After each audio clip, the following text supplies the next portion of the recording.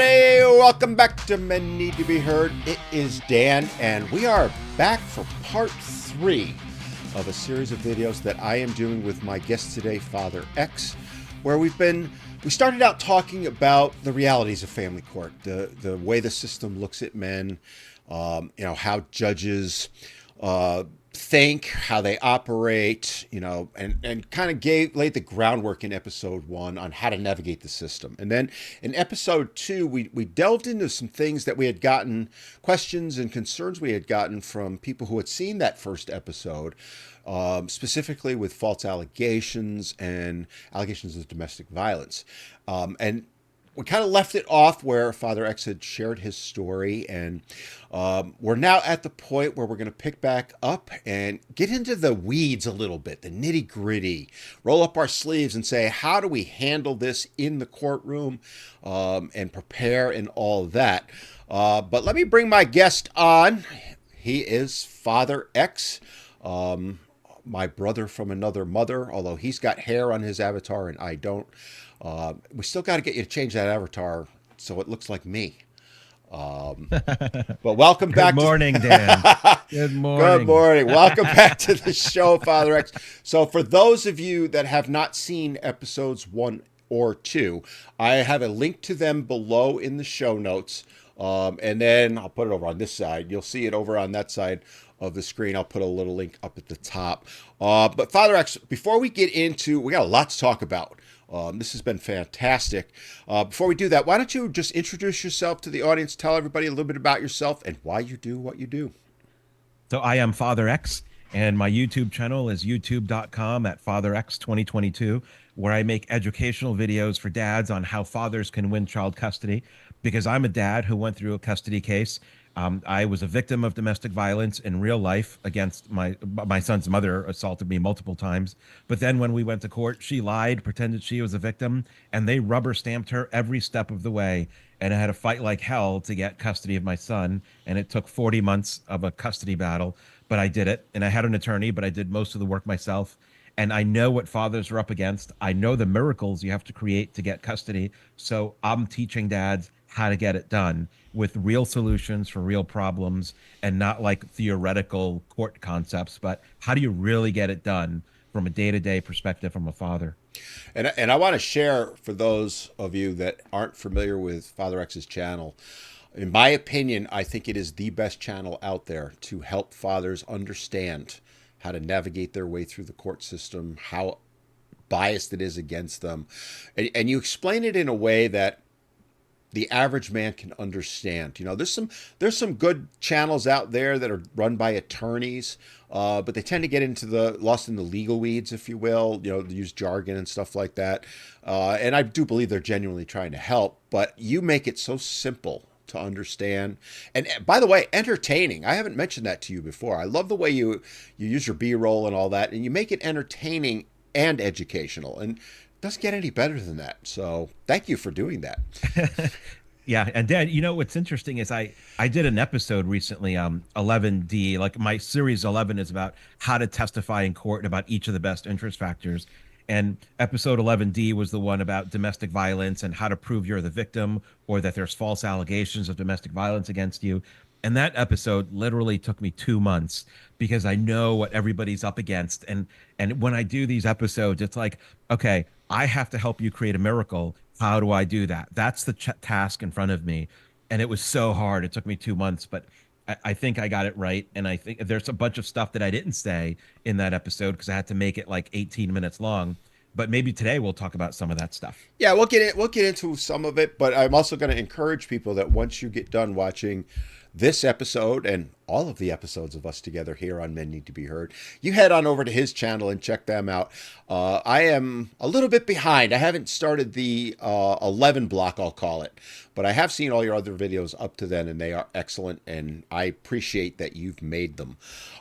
So where we kind of left off on the last episode was you had shared with people how false allegations were made against you and how you dealt with them both civilly in family court, at least the beginnings of that, as well as in the criminal case that you faced and getting it dismissed. And for those, if you haven't seen that episode, go go check it out. As I said, I'll put links down below in the show notes.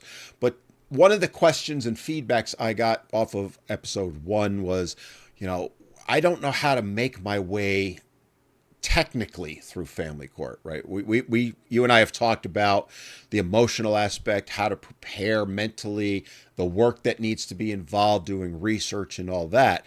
But now we're starting to go through the actual process, things like filing motions and how do I get evidence introduced, and if I'm in the courtroom trying to represent myself, how do I address witnesses? Because that's a key thing. And by the way, something I screwed up royally at one point, but then learned from my lesson.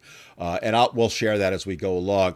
So let's kind of go in where we left off, which was you had resolved your criminal case, but you're now back in family court. And you had shared how this was about a 2-year process, give or take.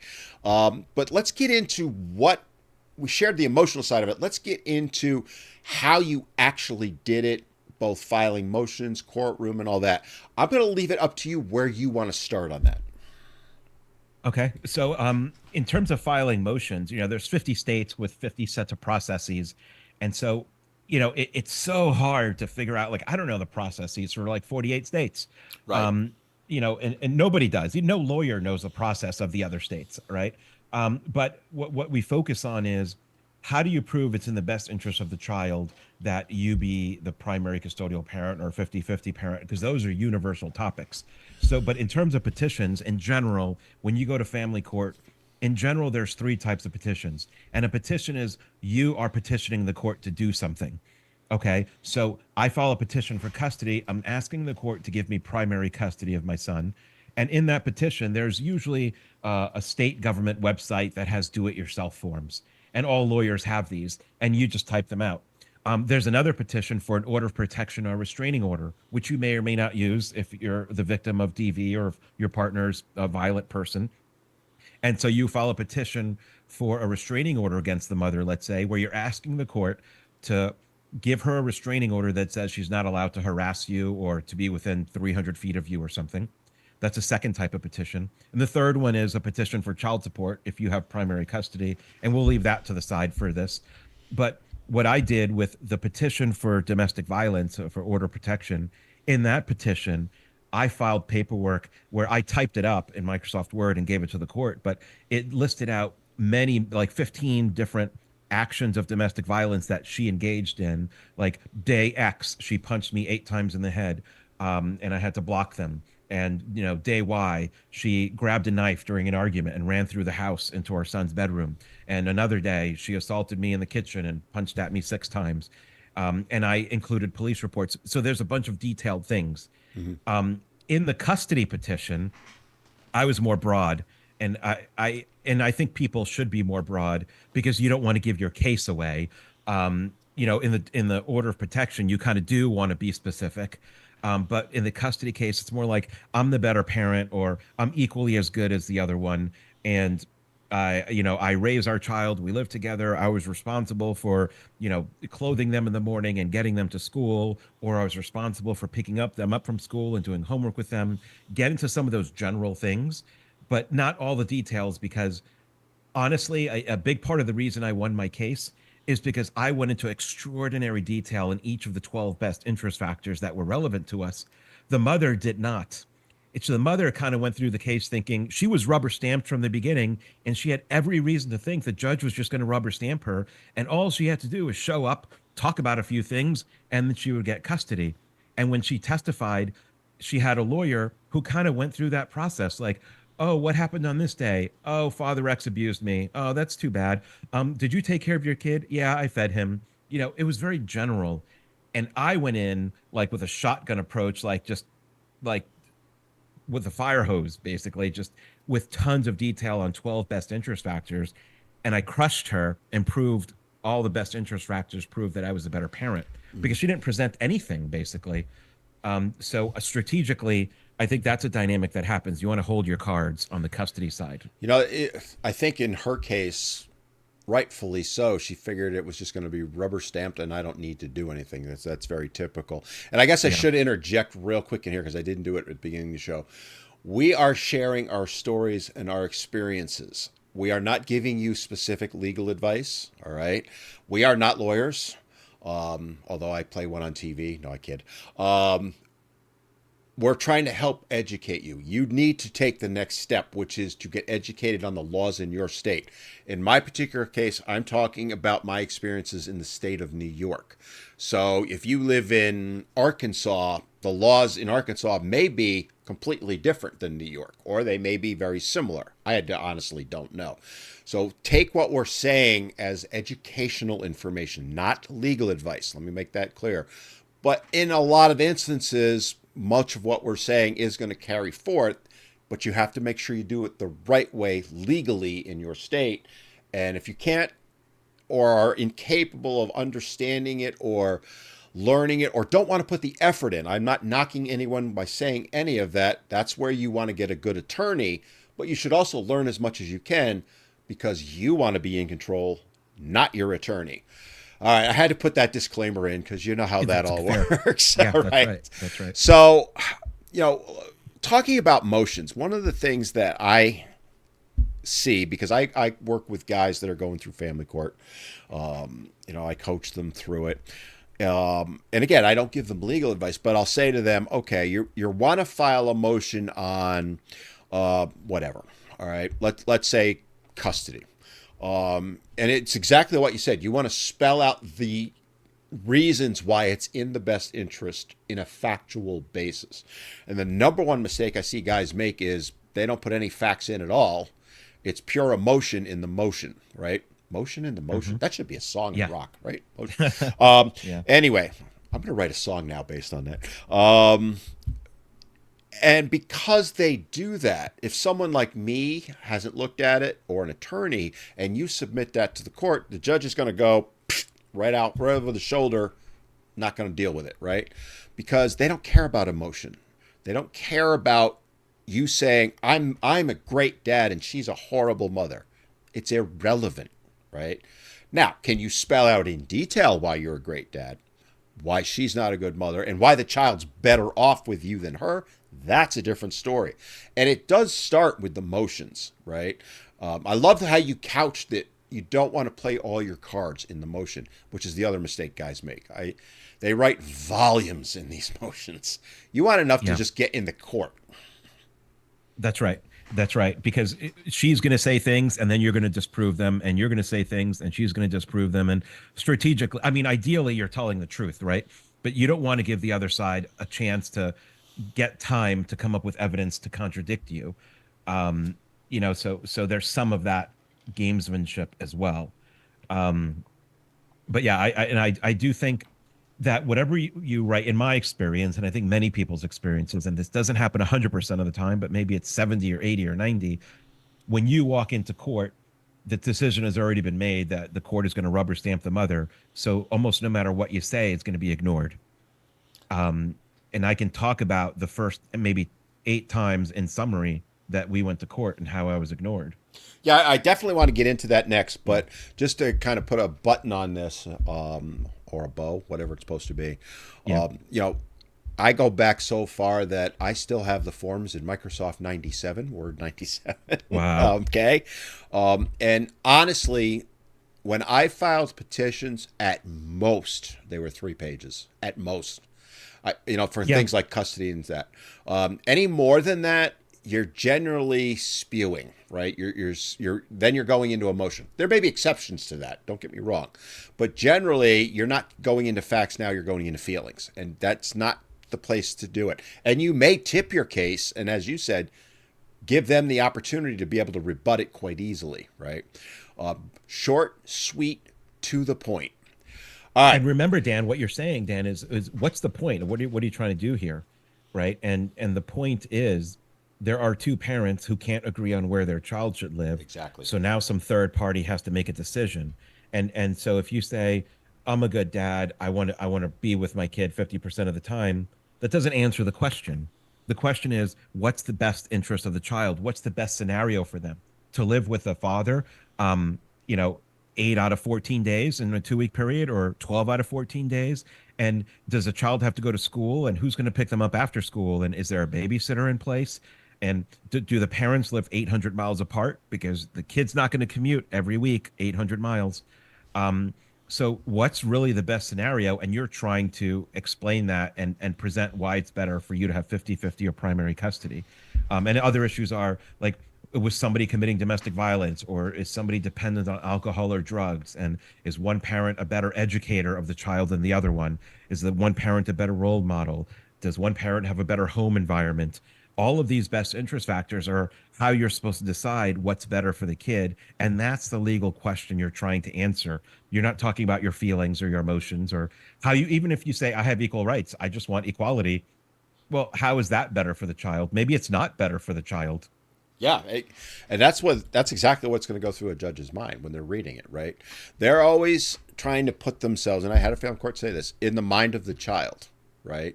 Is what is going to work best for me? How am I going to thrive the best? Is I think one of the ways that he put it to me, and that's now you have to take that, and then you also have to put it into quote unquote legalese, right? Yeah. Again, facts, not feelings, and you can blow your case in the way you file a motion and the way you do it. And we're not lawyers. We're not going to get into the absolute specifics of that. You need to research your state because states are different. You need to, if you're not capable of it, run it by an attorney. Let them write it for you. I fortunately got to the point, and I know you did. We got well enough educated after spending thousands of hours doing research to write it Yeah. ourselves. But even in my case, I used to have an attorney review it real quick because I always say you got to have your I's dotted, your T's crossed. And if you forget to cross one T, your case could get tossed. That's right. So that's the critical part of it. But now let's kind of get into what you were talking about is kind of the overall, nitty gritty of the first few times you went into court. Um, so and if anybody wants more detail, you can on my channel, it's like episode 6 and episode 7, where I talk about a lot of this stuff because the worst thing that you can do as a man is go into court and think the judge is going to be fair and neutral and wise and intelligent. They're not fair, they are unfair. They're not wise, they are really dumb. They're not intelligent, they're really dumb. And they're not neutral. They're biased in favor of mothers. Like that's like happens 80-90% of the time, or whatever the percentage is, right? We're not talking about judges are incompetent and biased 10% of the time. We're talking about like 70 to 90% of the time. So that might be your reality. And so when I went into court the first few times, the very first time we went to court, the judge, the magistrate, the referee ignored all of my claims that the mother was extremely violent, that she threatened to end herself multiple times, and I had to deal with that in the home. That we were in couples counseling, and they thought she was bipolar or borderline.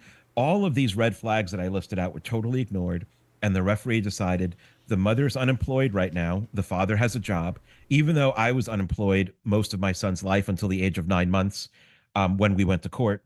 I was a stay-at-home dad, but then I got a job at like month 8, and now I was working. So they said, "Well, since you're working, you get custody Friday night until Sunday afternoon, and that's it. And 5 days a week, the mother has custody." And they ignored all the best interest factors that everybody talks about. They only gave her custody because she was unemployed. So here's what happens the next day in court and the next 5 times. The second day in court, we get a new judge, and my lawyer and I are arguing against the mother and her lawyer, and we say, the only reason she got custody is because the father is employed 5 days a week, but he changed his schedule and now he has Fridays off, or he can work at home on Fridays. So we want custody Thursday night, Friday, and Saturday night, 3 nights a week. So it's closer to 50-50. So the reason that the court gave before, we just eliminated it. And there is no other reason to not give him equal custody because he has equal rights. And the judge ignored it and said, "Yeah, no, I'm going to keep custody the same. No change." Okay, so we were just ignored. The judge didn't say anything intelligent as to why. She just overruled it and said, "No, I'm not doing it." And then every 4 to 6 weeks we'd go back to court, and maybe the next time we would say, Child Protective Services just finished their initial investigation. And in that investigation, the mother admitted that she grabbed a knife during pregnancy and threatened to end the pregnancy in the living room while arguing with the father. And she's an extremely violent person, and she admitted it herself. We're not saying it. She admitted it. The child is in danger by having somebody like this. And the judge is like, we'll see at trial. We'll wait until trial to figure it out. I'm going to rubber stamp the mother like she gets custody. And And then the next time we said the father doesn't have to work on Fridays at all. So we want Thursday, Friday, Saturday, Sunday night. And the judge is like, nope, I'm going to wait until the end of a trial to make a final decision. And in the interim, I'm keeping everything the same. Um, and then the next time we argued the same thing, and we said, there's been a lack of fairness in this trial. After 4 months, we said there's been a lack of fairness here, and we just want to be treated equally. And we keep giving you reasons as to why the father should at least have equal rights and parenting and custody time. And the judge got angry at my lawyer, and she's like, "What? A lack of fairness? You think there's a lack of fairness? No, I'm making a decision based on what I see and know about these two parties. I'm keeping things the same until there's a trial." But she never said what she thought the facts were. She never talked about that. She just ignored it. And she could never, ever, during any of these first 4 or 5 months worth of appearances every 4 weeks, my judge never said anything intelligent about the actual facts of my case, about why it's in the best interest of our child for the mother to have primary custody, even though she has mental health issues, she's violent, she uses knives during arguments. Like, no, she just ignored all the negatives about the mother and just made a decision without justification. And so I say that because that's an important tell, right, Dan? What would you conclude on that, Dan? Well, I mean, I got a few thoughts on this.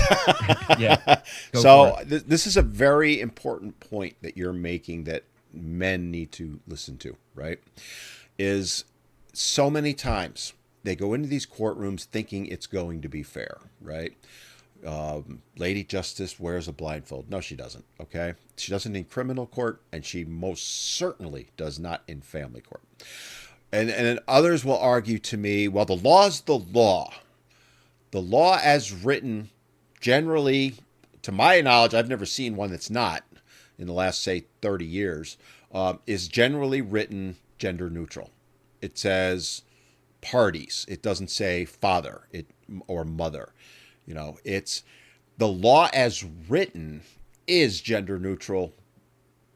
I think almost 100% of the time. I would make that argument. Some would disagree with me. But how it's applied, that's a whole other ballgame. And people need to understand that this is not criminal court. This is not, you're not going to go to jail for committing perjury. Now, does that mean as a father you should lie? Absolutely not. Because the minute you do when it's caught, you're cooked. Mothers can lie all day long and nothing will Agreed. happen to them, right? Agreed. No one's going, well, the father could go to jail for perjury. I've never once heard of an instance where a mother went to jail when it was proven beyond any doubt she was lying. It is preponderance of the evidence, meaning who does the judge trust more? Hey everybody, this is Editor Dan chiming in, and I hope you'll permit me a couple of seconds to just explain something to you. So as you probably know, I record these episodes a few weeks in advance, and unfortunately, as I've started to edit this one, I've come to the realization that there's some problems with the video. It goes out of sync with the audio, and in some cases drops right out. We didn't catch that when we were doing the recording, so I'm doing my best to work around it, and I hope that you'll be patient and understand that. The audio really hasn't been affected, although there's a little bit of dropout here and there. And the topic we're covering and the discussion is so good, I didn't want to just scrap it and move on to another one. So as I said, I hope you'll understand and continue to watch because there's a lot of valuable information. And if you are enjoying it, do me a favor, give me that like, and don't forget to subscribe because we've got more shows with Father X coming. Thanks, and let's get back to the show. Right? That's how they're going to determine. It's not facts by any stretch of the imagination, as you just talked about. This is what men need to keep in mind. And the other mistake they make is, after all of that, they're like in your case, the judge didn't do the right thing. They didn't follow the law, however you want to phrase it. I'm going to appeal. Okay, first of all, it's going to cost you a crap load of money to appeal, a crap load of time. And you know how many, in the state of New York, I did a study, well, not I, but several of us did a study back in the early 2000s, like 2002 in that area. Guess how many appellate courses actually overturned a family court decision? Wow. Maybe 20%. Less than 2. Wow. Okay. Now, is that a scientific survey and all that? No, it wasn't. But even if it was, let's say 20%, that's a pretty small number, right? And the reason is family court judges are given a ton of leeway. As long as they don't actually screw up and violate the law, like black and white, it's that obvious, it's not going to get overturned. So she can sit there and go, yeah, I heard what you said, I weighed the evidence, but I'm just going to keep things the way they are. You're not going to win an appeal on that. That's right. But that's what guys don't understand. That's the bias that you are talking about on your channel all the time, and the bias that I talk about all the time, that people don't realize it's that deep, that these judges have godlike power. They really do. And they know there's no accountability. So it's easy for them to say, yeah, let's give the mother custody every single time. Yeah, I know she has a knife, but I don't think she's a threat. So therefore, I'm going to keep custody of the child with her because it's in the best interest of the child to maintain continuity. How many times have you heard that argument, right? Yeah. And by the way, my judge never explained anything. They don't have to. And if she explains something, then we can say you're totally wrong. And so she hides from explaining anything so that you can't figure out. Like it's like if you're in a boxing match, right? And you're throwing punches at the other guy's head, but if he moves his head and you miss, well, what have you done? You've done nothing except tire yourself out. And they move their heads all the time in court. You basically need a strategy where you're holding their head in place and just pummeling them, right, where you're not missing.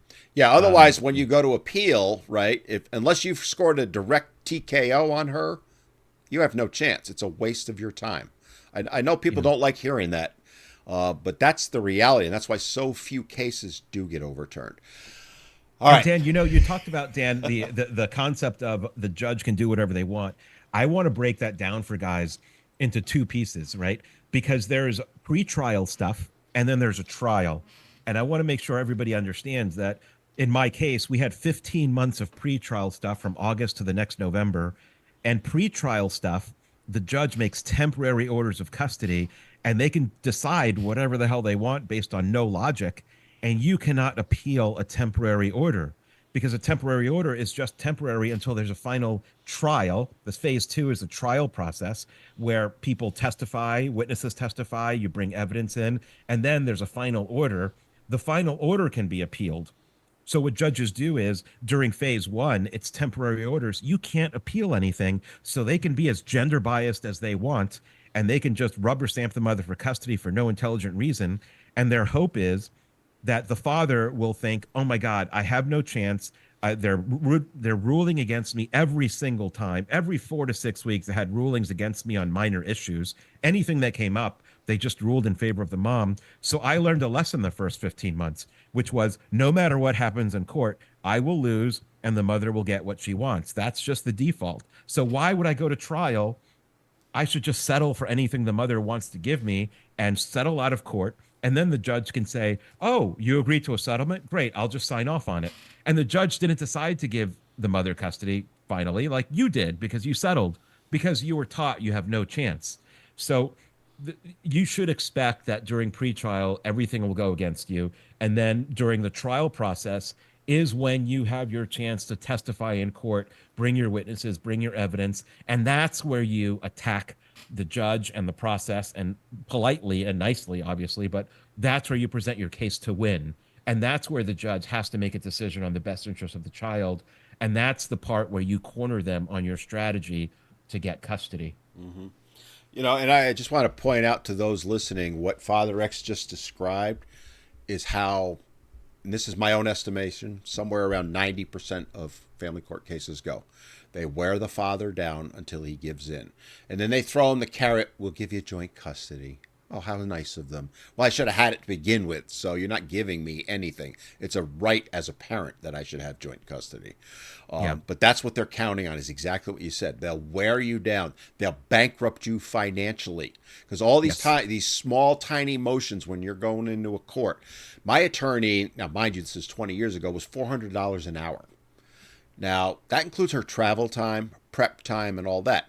So if we were going in on some ridiculous motion, and I was in court every month for a while on the stupidest, I mean the most inane things, it might cost me $1,600 for us to literally walk in the courtroom and the judge would go, are you kidding me? Get out of my court. Like one time he said, I forget the verbiage, but it was like, no, I'm whatever, overruled type thing.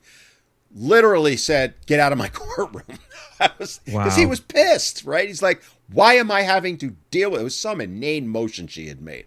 But it cost me $1,600 because in that case, my attorney's like, "I got to be there for this one." And I had a great attorney. She would tell me, "You don't need me for this, all right? Or you do need me for this." This was one because if he had not thrown it aside, like I'm like throwing it over my shoulder because I think in his mind that's what he was kind of doing.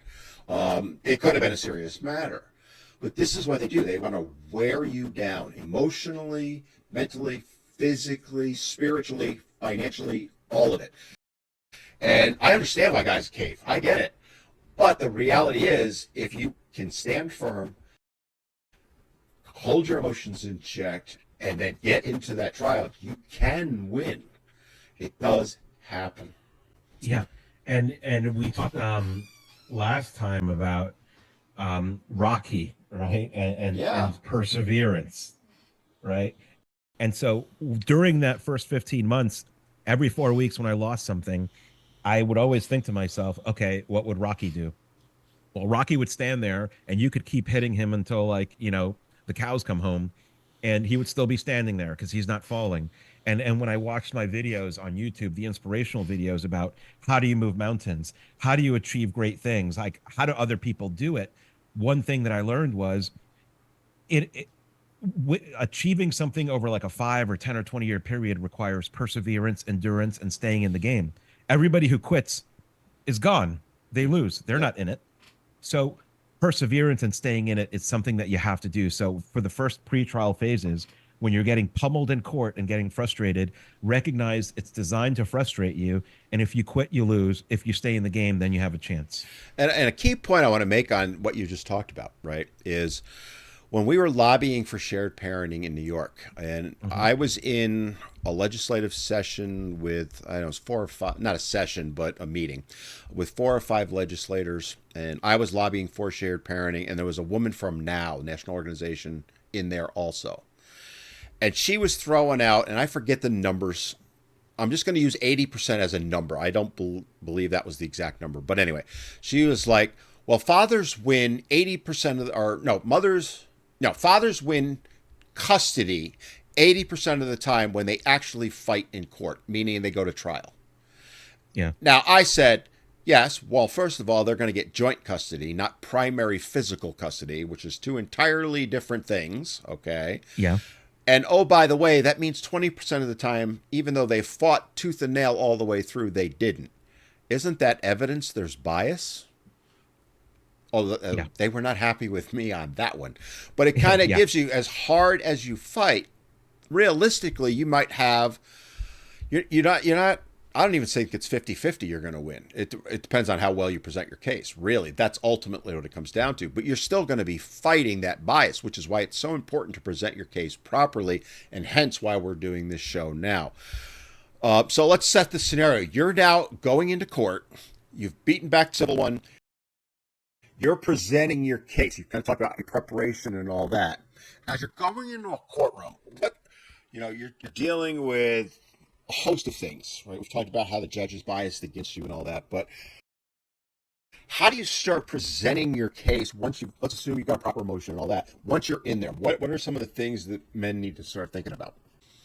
So in my case, I said we had 15 months of pretrial stuff, and then the mother testified from like November until June. So that was like 8 months of her going through. So that was like 8 months of her going through her testimony and being cross-examined and her witnesses. And during that entire process, I'm writing notes. I'm writing notes because when she testifies and she lies, I'm writing notes on a legal pad that's 8.5 by 14 and writing her points down on column A of that pad. And then the counterpoint is what reality is.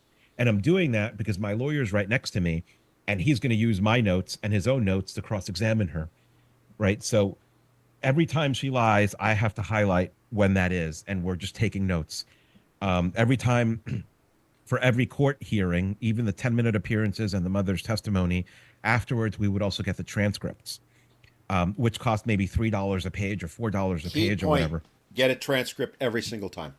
100% of the time. Like, I spent $13,000 on transcripts over my 3-year thing. And I would venture I was probably pretty close to the same. And guess what? My children are in their 30s now, and I still have them all to this Yeah, day. me too. Yeah. PDF files. Yeah. Yeah. No, mine are on Yeah. paper in storage. Oh, paper. Okay. I have a Okay. storage bin just for my court stuff. I'm not joking. Even though, I mean, my days in family court are long gone, you never know. You That's never true. know. You're right. You never know when stuff is going to get weaponized against you again, and you have to go back to the reality of that circumstance. But you need the transcripts. And by the way, if we had like a 2.5 hour trial session, the transcript could be like, I don't even remember anymore. Maybe it's 200 pages of stuff, and that costs $600 or Yep. something, right? But and the trial was like, I mean, trial dates are not one consecutive week or anything. It's like 2 days in November, then 2 days in December, and then one day in January, and 3 days in February, because the court calendar is so full. And the trial dates were 2.5 hours. So there's time for the mother to testify November, and then I go to the court reporter and I say, here's my number. Let me know when you have the transcripts, and she'll call me when it's ready, and then I go to pick them up. And my lawyer doesn't do this because I'm saving money, right? I do this legwork myself, so I'll go to the courthouse. The court reporters are in their own room, and I go talk to them and I say hello, and I'm a normal person, and I'm not the abusive person that the mother makes me out to be. And I start developing relationships with all these court reporters by saying hello, goodbye. Here's $300. Thank you very much for the transcript. Have a nice day. And all of a sudden, when you do this over the course of a year and a half, they start wondering, huh, he doesn't seem like a domestic violence monster. Yeah, because if you're going in, you're being a professional, right? Right. Hey, I'm here to pick up my stuff. My transcripts. The person I had doing them from because there's different court reporters that can go in and grab them, or transcribers, I guess is the way to put it. I Hmm. had one that I used consistently, and it was like $1.25 a page. This is 25 years ago, so it's a little different now. But she got to know me, right? Yeah. And so I was chit chat with her when I was going in there, and now mind you, she's listening to what the actual court reporter has put down on their thing. So she's seeing what this has been claimed about me, but yet here I am coming in, Yeah. normal average guy, right? Yeah. And I asked her one time about this, and she's like, "Yeah, it's what I see all the time."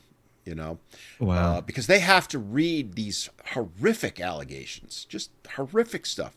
I mean, I had to deal with false allegations that mine are relatively minor than most. All right, it would be stupid things like, well, he didn't have covers on the electrical sockets, that type of crap. That's what I had to deal with, and we'll get into CPS a little bit down the road here on this, but you know, having the key point on those transcripts, guys, that I think a lot of people don't realize because it is pricey. Let's not kid ourselves.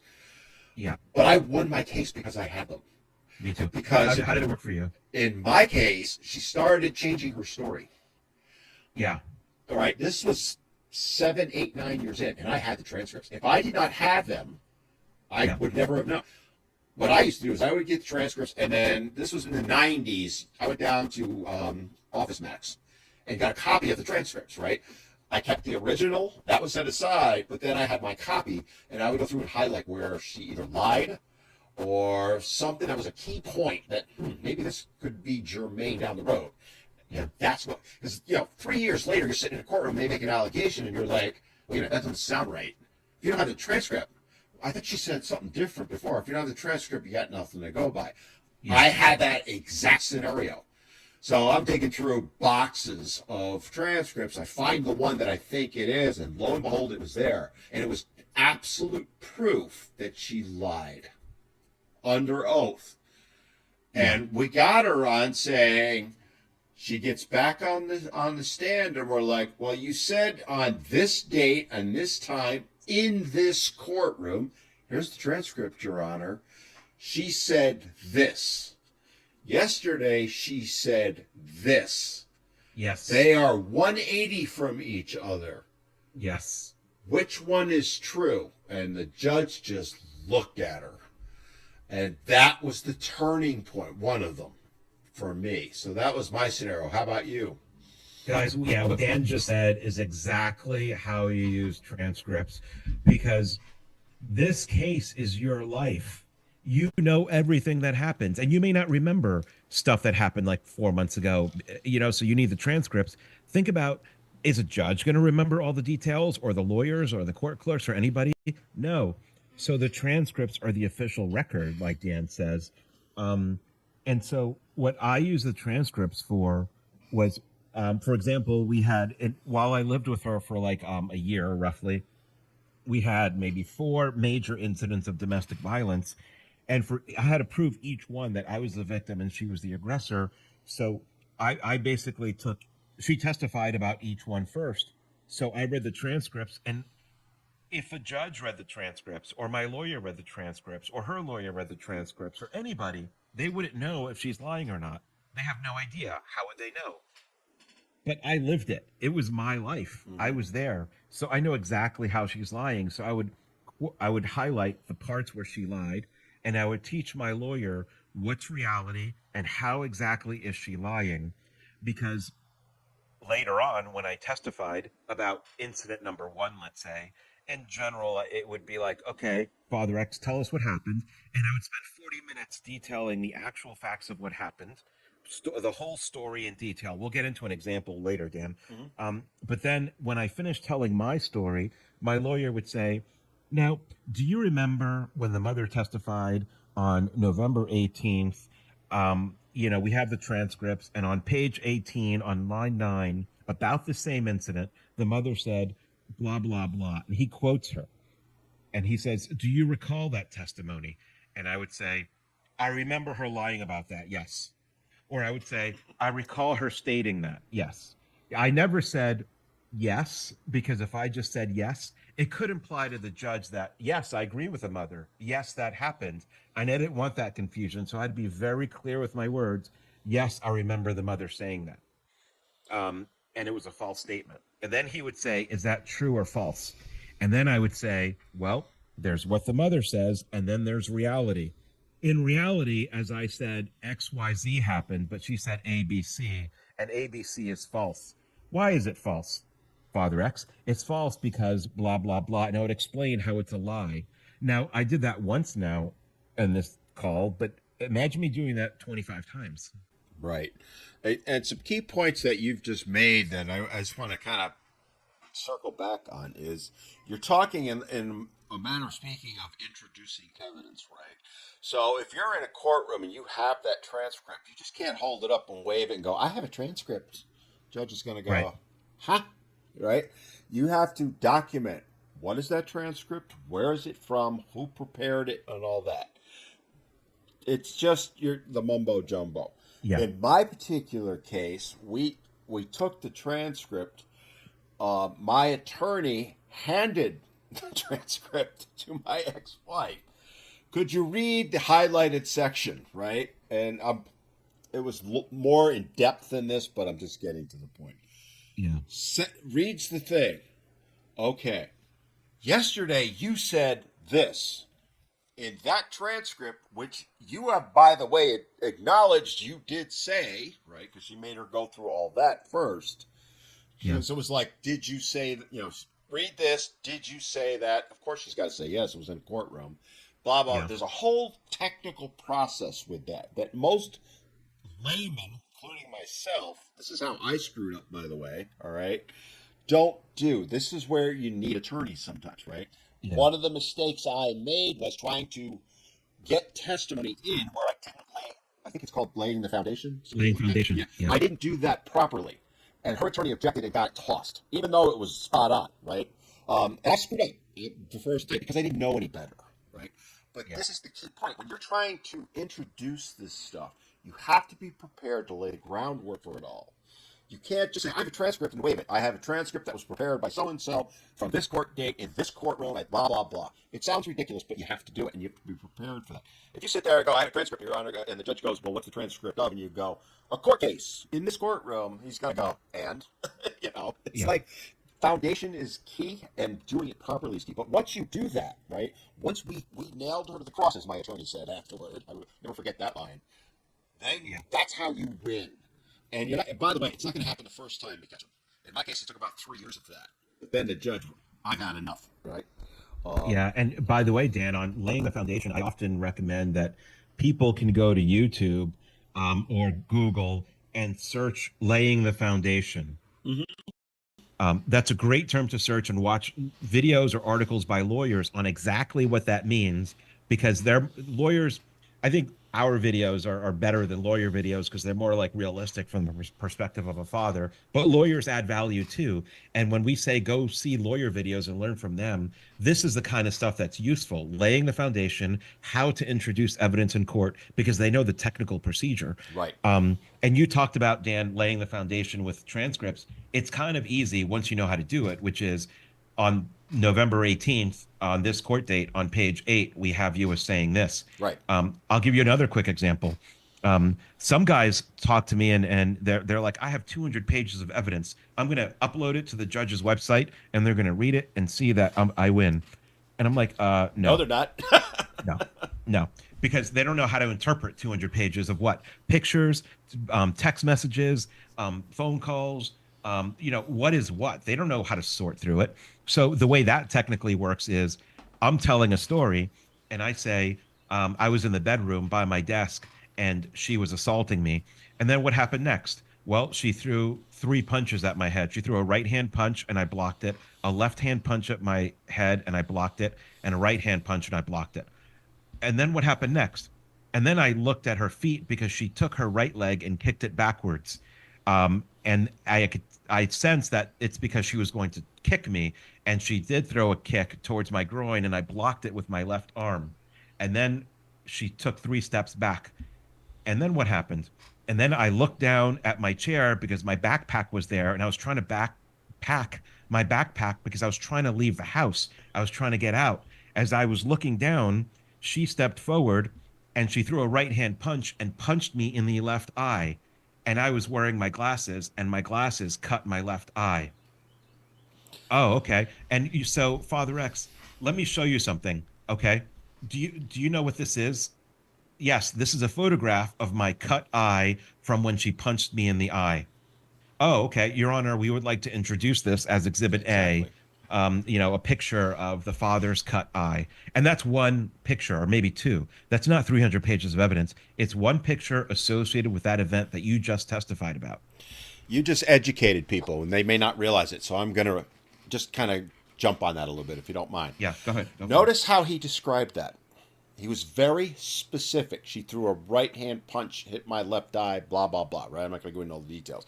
Here's how the average guy would present that testimony. And this is where they screw up. Yeah. She was an enraged bitch. She was losing her mind, throwing punches at me and tried to kick me and all this other stuff. And I just couldn't handle it. That's how most guys present it. That's irrelevant. That's your opinion. There's no Yeah. fact there. Yes, it's factual, don't get me wrong. But if you say that to a judge versus on this date, she threw this punch, this blah, blah, blah, and oh, by the way, here's the photo, right? Yeah. That's what we're talking about. That's Yeah. the difference. And guys, that's how you need to step away emotionally. The way you described your whole scenario is exactly how to do it, guys, right? It's you're doing it factually. There was no emotion, no anger. You're just simply saying, on this date, this happened, and then you get that photo in evidence, as opposed to going, oh, she was a screaming bitch like she always is, blah, blah, blah, blah, blah. The minute you start doing that, the judge's ears just shut right off. And they're already Yeah. partially shut off. So, key point that you made there. I love the way you gave that example. Thank you for doing that. Yeah, I call it the term I use for that example you described is vague nonsense, Yeah. right? You can't go into court speaking vague nonsense. The mother in my case went to court speaking vague nonsense, and I ate her alive. Do you want me to tell you a great example, Dan? Maybe I was going to do this later, but this is a great segue into bad testimony on domestic violence versus good Let's do it. testimony.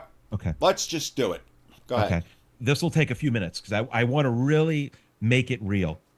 And I want you guys to remember what I told you that for the first pretrial period, the judge was ruling against me, and I learned something. I learned that this is not a case of mother versus father like people like to think. This is me versus the judge. And the judge was the enemy of my son because she was making decisions in the worst interest of my son. I recognize that she was the enemy. I learned that she was stupid, and I'm not saying she's stupid just to be mean. She really was. And so I prepared my transcripts as if I'm talking to somebody who's super dumb.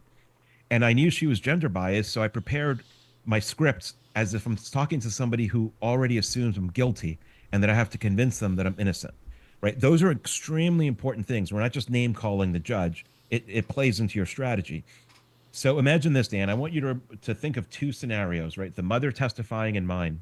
Okay. This is what the mother's testimony sounds like about, let's say, the January incident.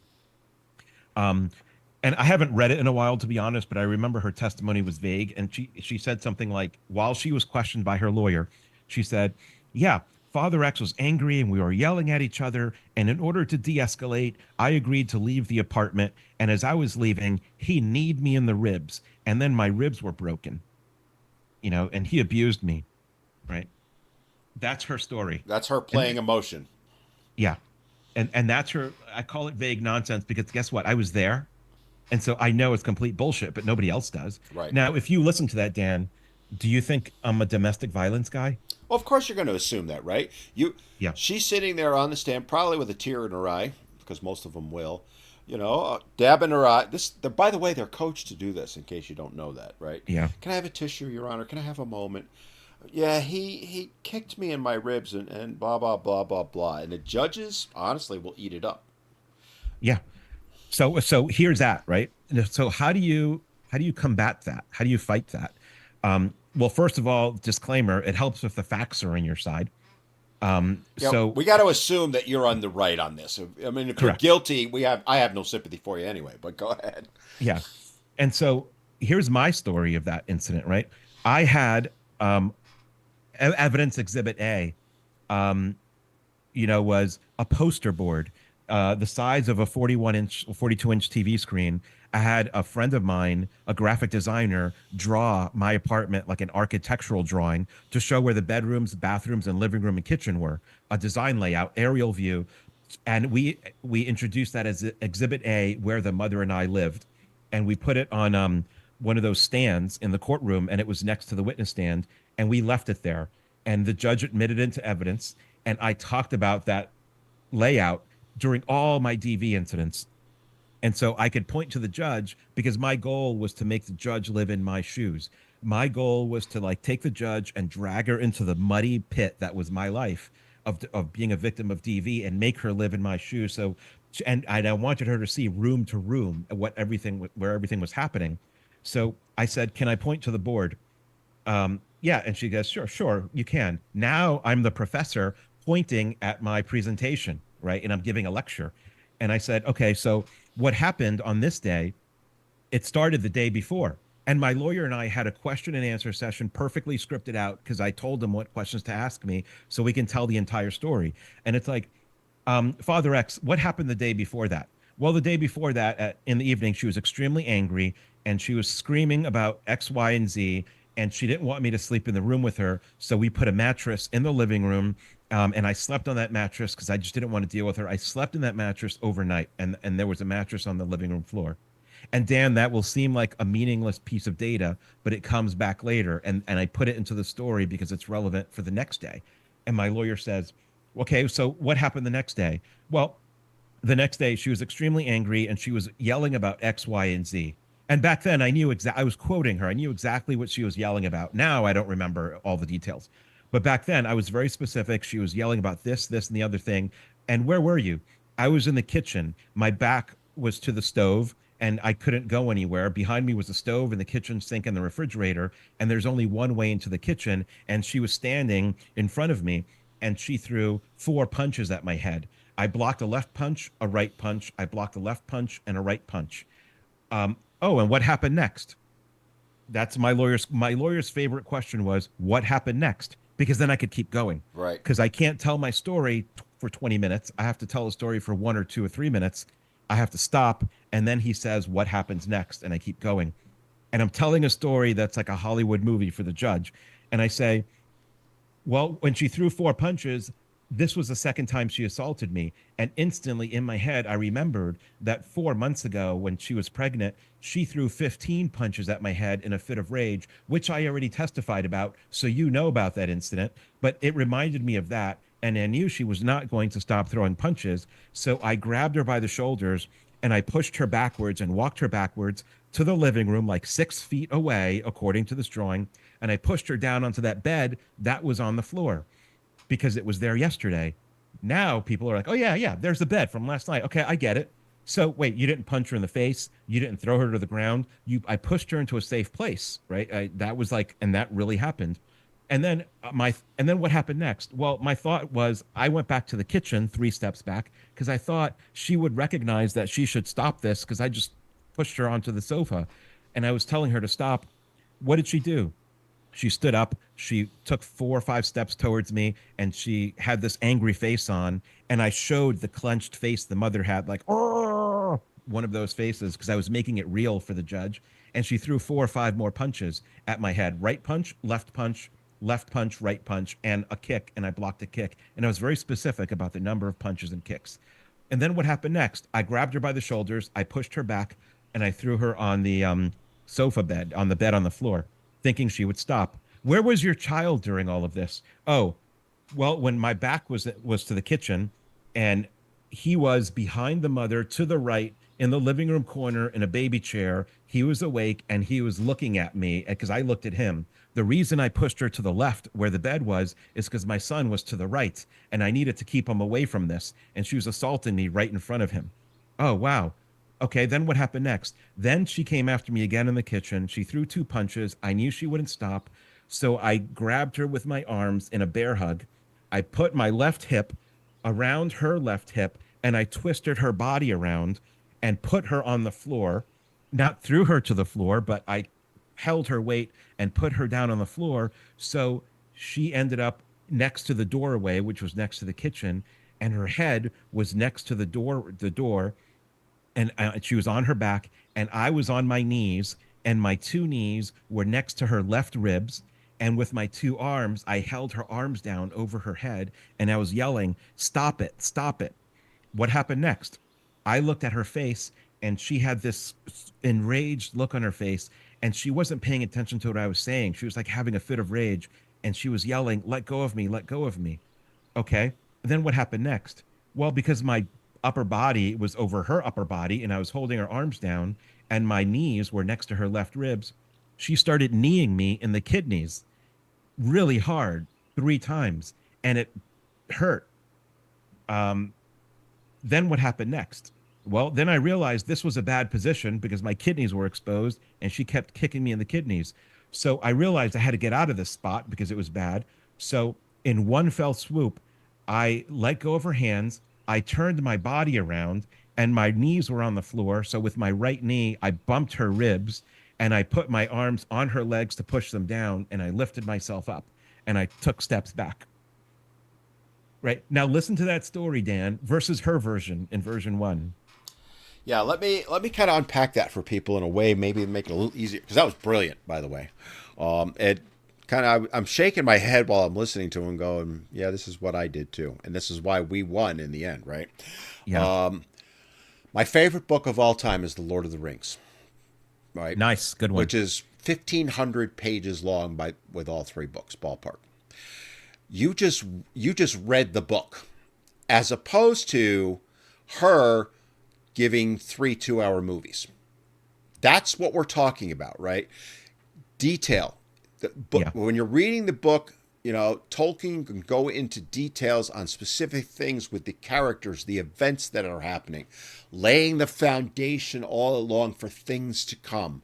Whereas the movies, which are fantastic, the reason it's in my mind is I actually started watching it this weekend. I Yeah. watched the Yeah. first one this weekend. I love that series. I love it too.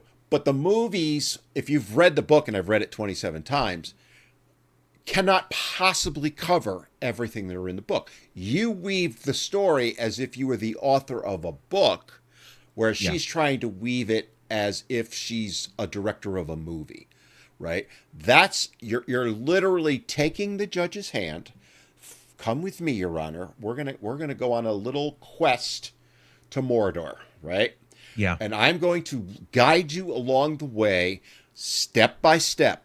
You know, we're not going to get from the Shire to Rivendell in about 4.5 minutes of movie time. Yeah. When in the book it was a 17-year period. Okay. Yeah. Yeah. Yeah. Yeah. That's what I'm Yeah. talking about, right? If that helps people to understand it better, and that's what you have to do. Because if you don't do that, and by the way, you must have had a great attorney that you could interact with. I did too, right? A Yeah. bad attorney would do things like interrupt you or he's talking too long and all that, right? No, you're weaving a story, and I hate to say it this way, but you're also making it entertaining by doing that. So Yes. you're keeping the judge's attention as opposed to her sitting there, just blah, blah, blah, blah, blah, blah, right? And that's key, absolutely key points that I want people to take away from it is you're weaving a story, make sure it's factual, no lies, okay? Worst thing you could ever do was lie, because I'm a firm believer a lie will always come back to bite you in the ass, okay? Sure. And on the other side of it, I'm going to add in that I was very similar with myself.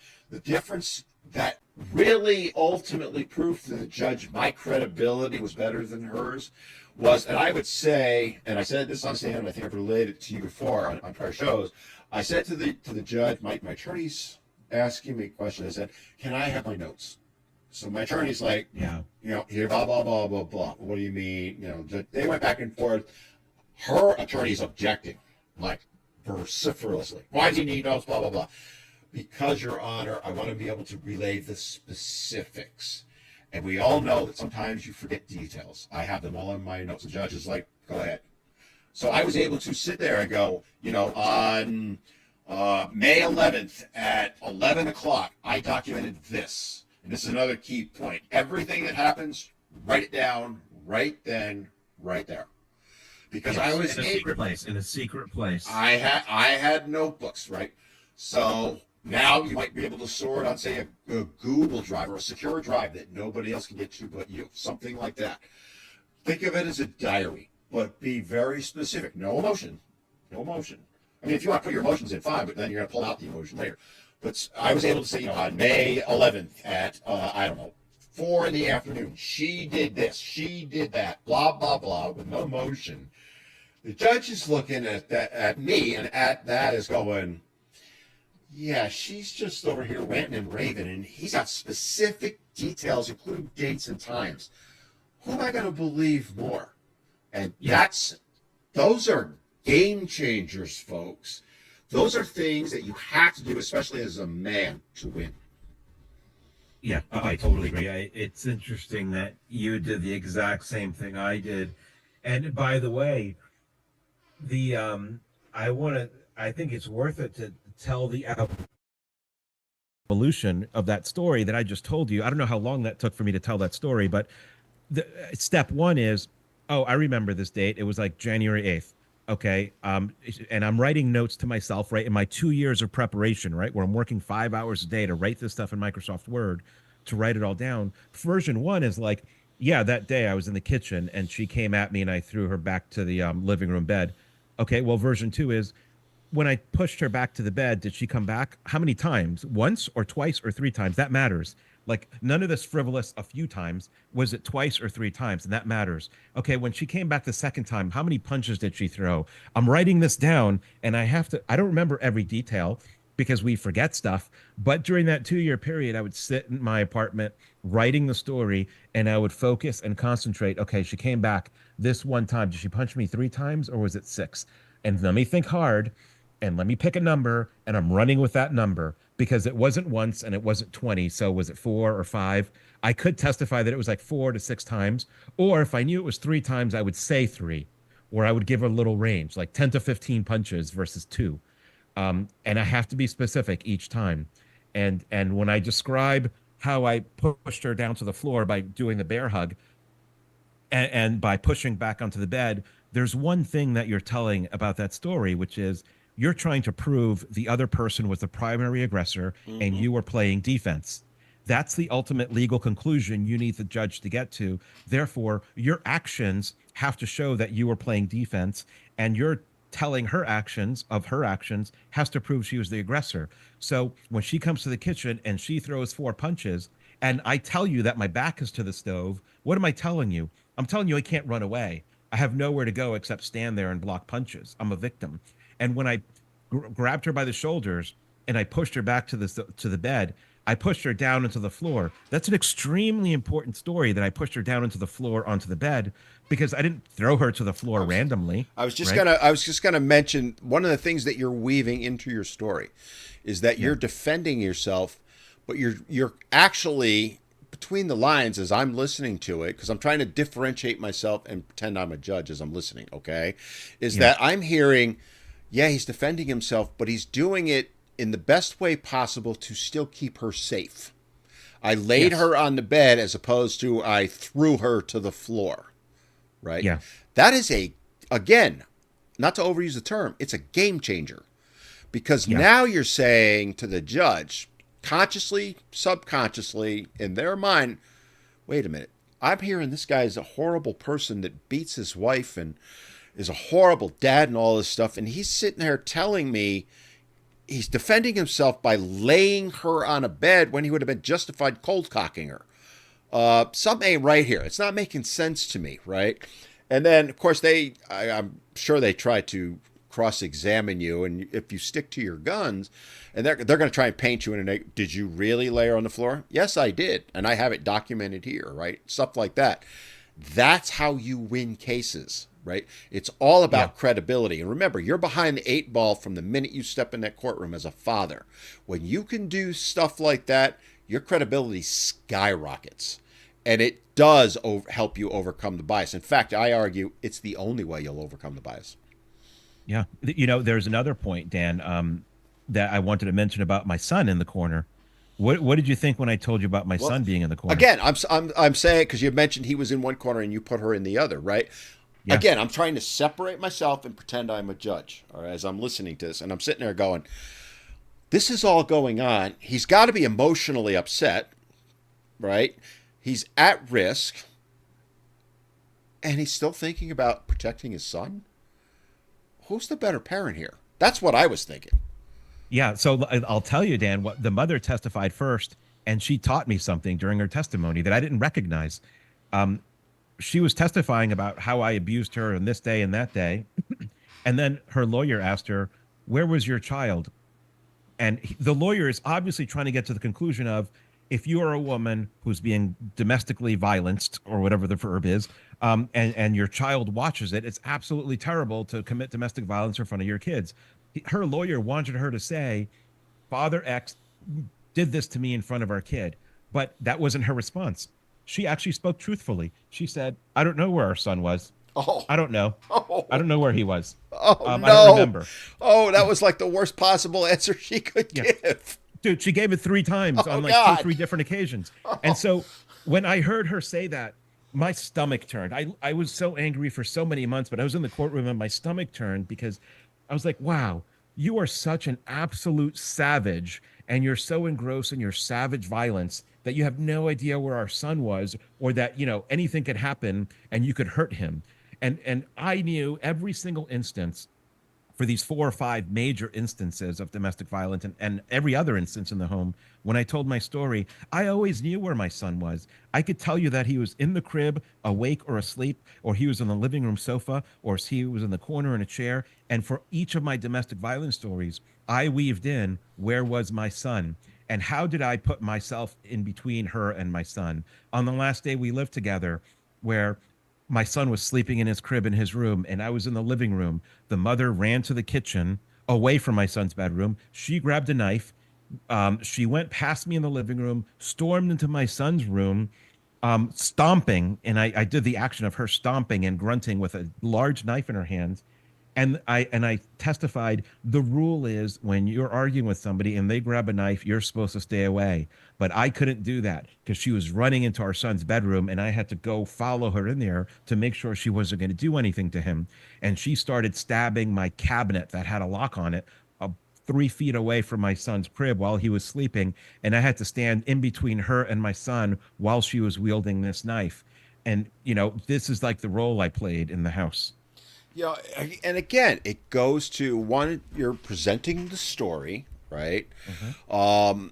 There's a lot of stuff here that I want to just kind of touch on for people. So, number one, she's made this testimony.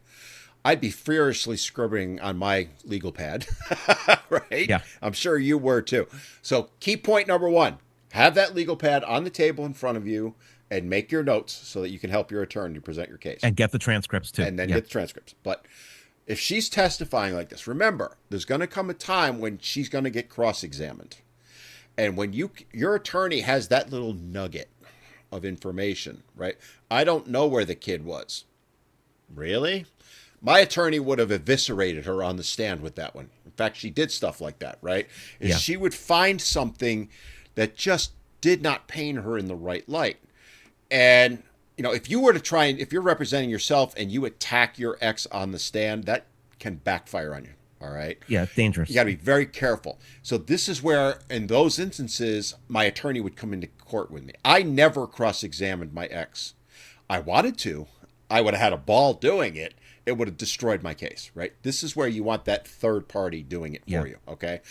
But having those little nuggets, if you didn't make a note on your legal pad, she's testifying. It could be 2 hours, and then they might adjourn for lunch or come back 2 days later or whatever.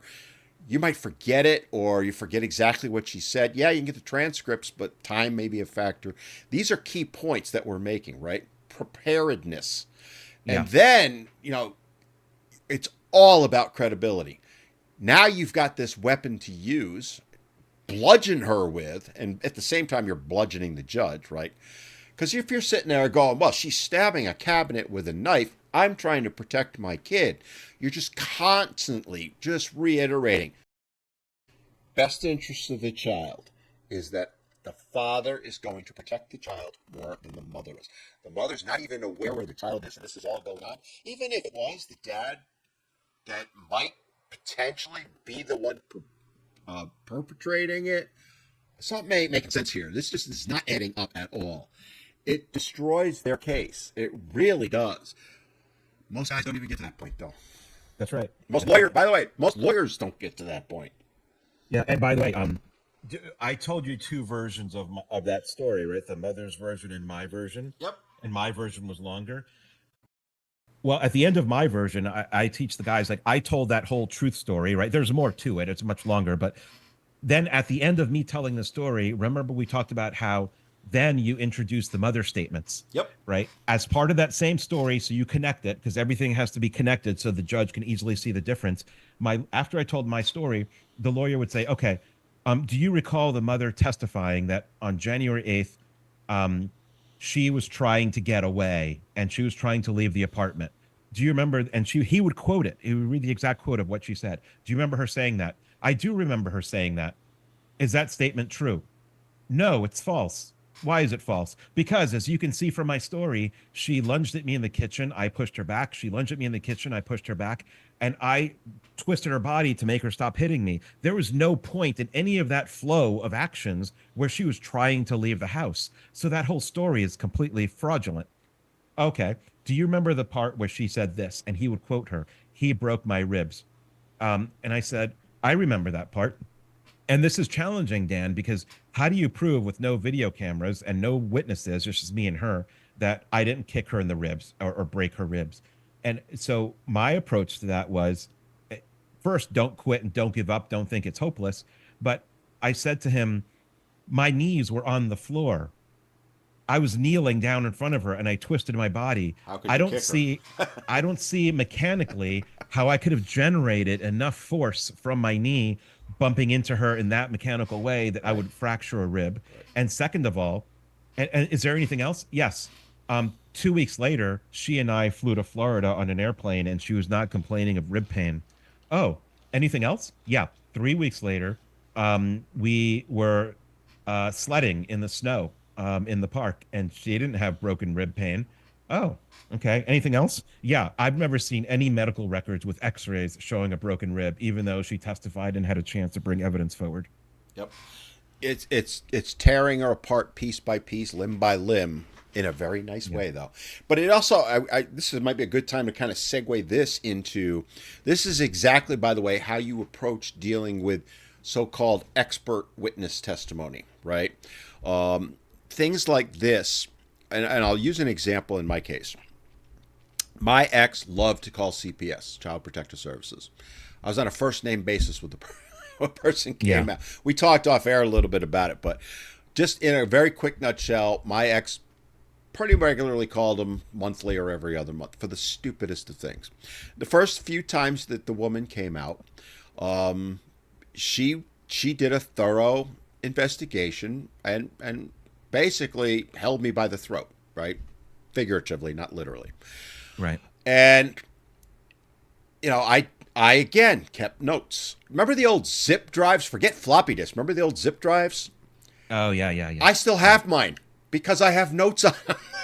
And I still have a computer that has the drive in case I ever need them. This is how detailed Yeah. I am, okay? But Yeah. anyway, long story short, later on, she kind of figured out this is all bogus. But when she was brought in to testify about things like who is the best parent for the kids and all that, right? There's a whole thing behind that. I'm taking a 4-day episode and reducing it to about 2 minutes, but um, essentially, we were able to weave the story and get the expert to admit that I was the better father, right? Because I had all the information and I took what was normally, because normally when CPS gets involved, the judge is hearing, wait a minute, mom had to call CPS 6 times in the last 10 months because of things dad did. The judge never gets past that, ever, right? Or they Yeah. get that expert on the stand and she's like, because your ex's attorney is not going to go for details. He's going to say, "Did you go to such and such address on such and such date to do an investigation? Did you do this? Did you do that?" He's going to do his best to weave their story. He's going to leave out the details, right? That's right. He's Always. he's going to show you the movie, not the book. Um, but this is, and that can backfire on you as a dad immediately. But being able to counter it, I was able to take what should have been a negative against me and turn it into a positive because we did exactly what you're talking about, details. And we walked, not we, my attorney did. My attorney walked her through the story in her words, right? Oh, okay. Yeah, yeah, yeah. That's right. Okay, you said you responded on such and such a date. Can you tell me how was the house? I'm paraphrasing, but how did the house look to you when you arrived at the door outside? Was it well kept, well maintained? Oh yeah, the lawn was look good. Blah blah blah blah blah. I could tell he. She said something to the effect I could tell he spends a lot of time gardening. Okay, irrelevant to the case. Planting a seed, though, right? Yeah. All right. You now came in the door, and you've informed Mister Blah blah blah. I'm not going to give my last name. You've informed so and so you're here to do an investigation and you're explaining to him what the procedures are. Is that correct? Yes. Okay. How did the house look? Oh, the house was spotless.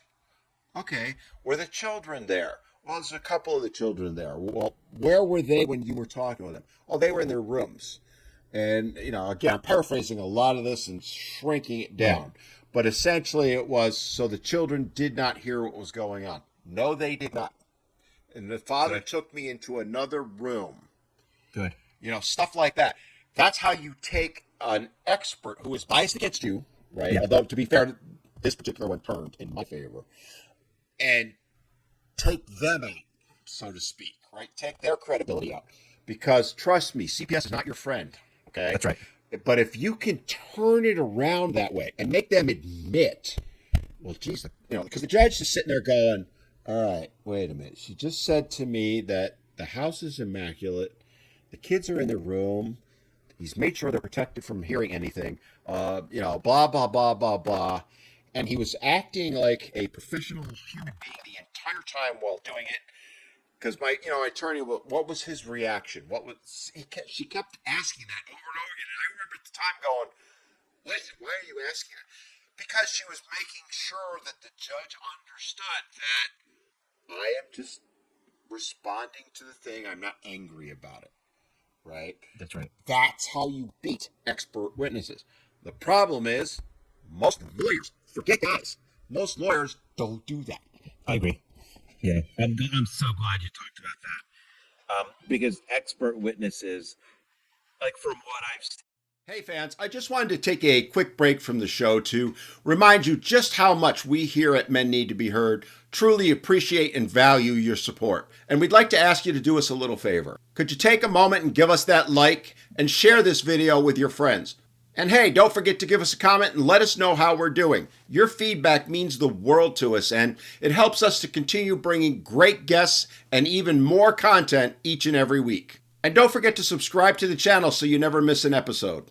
It's the best way to stay up to date with all of our latest discussions, interviews, and deep dives, as well as it helps the channel to grow so that we can continue to raise even more awareness on the issues men and boys face in today's modern society. So hit that subscribe button and become part of the Men Need to Be Heard community. All right, that's it for now.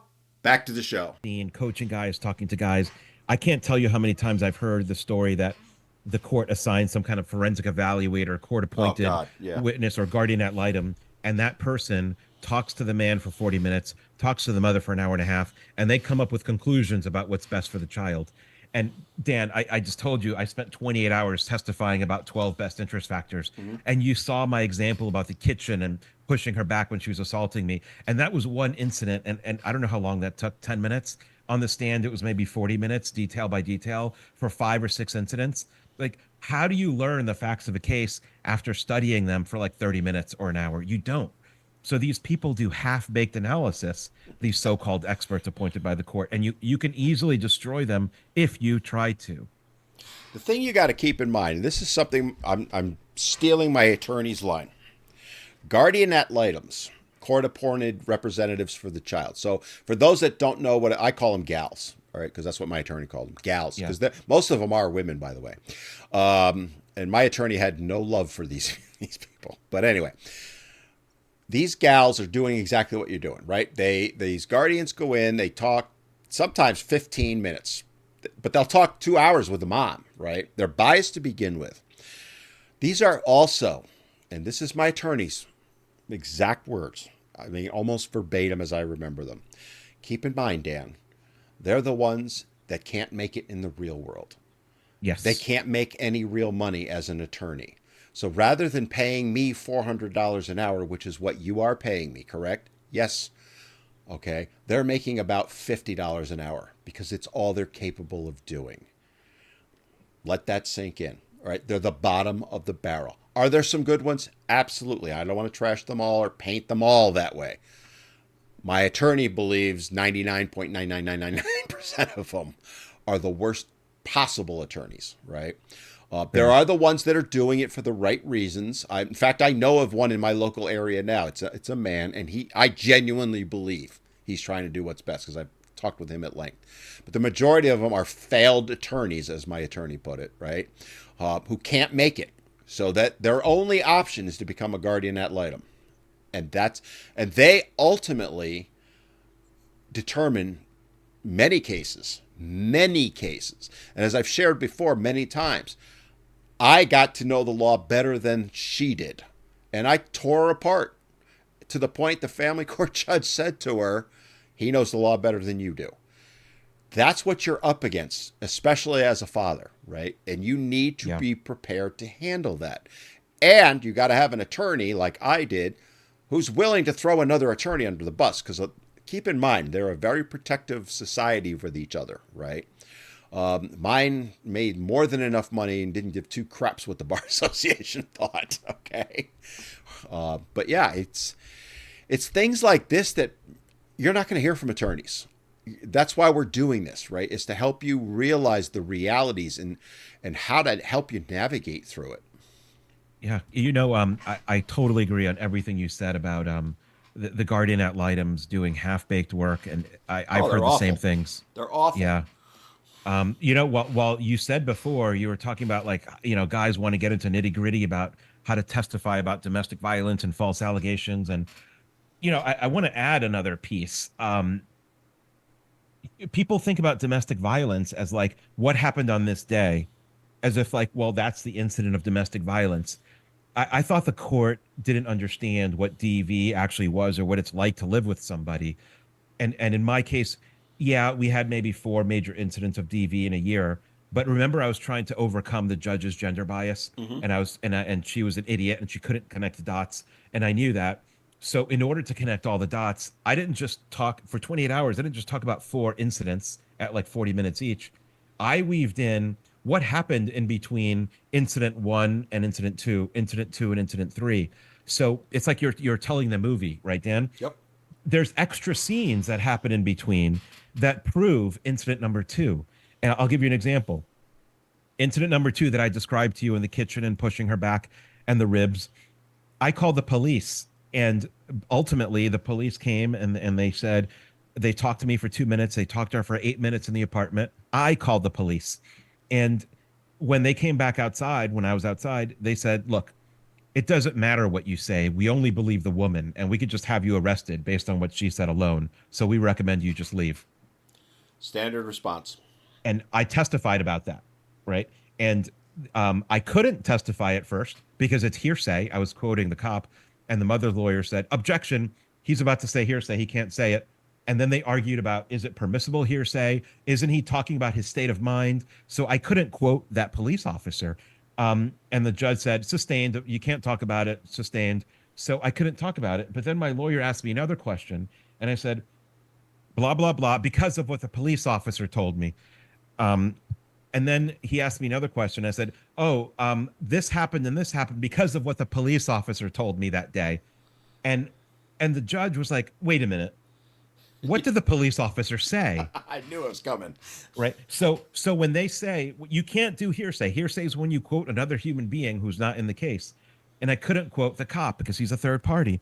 And I knew that rule, but the thing is, there's a technical reason that says I'm not quoting the police officer to quote the truth of what happened. I'm quoting him for the state of my mind. Right. I did this because of what he said. And that's an allowable hearsay exception, but the judge got it wrong. The mother's lawyer got it wrong, and I got overruled. So, but I was like, screw all of you. I'm doing my own thing and I'm not letting this go. I'm like a dog on a bone. I'm not letting the judge off the hook. So I kept saying, because of what the cop said.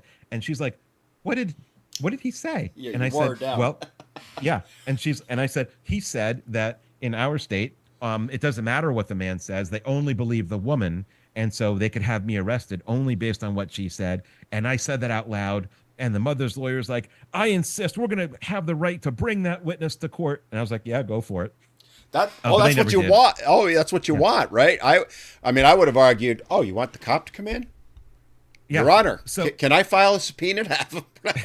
I mean, yeah. I'd be on that like white on rice. Well, the thing is, he would have denied it, Dan. The cop would have denied it Of because course it's he like, would have. stupid to say. So, but the reason I told you that story is because now, as I tell you my movie story, I tell you an occasion about 2 months later where, again, we were arguing in the house. She was really angry about something. And I'm telling this story not about a major incident of domestic violence, but I'm trying to convince the judge of what happens the other 360 days of the year. Yeah. I told you that 5 days were major violence. What about the other 360?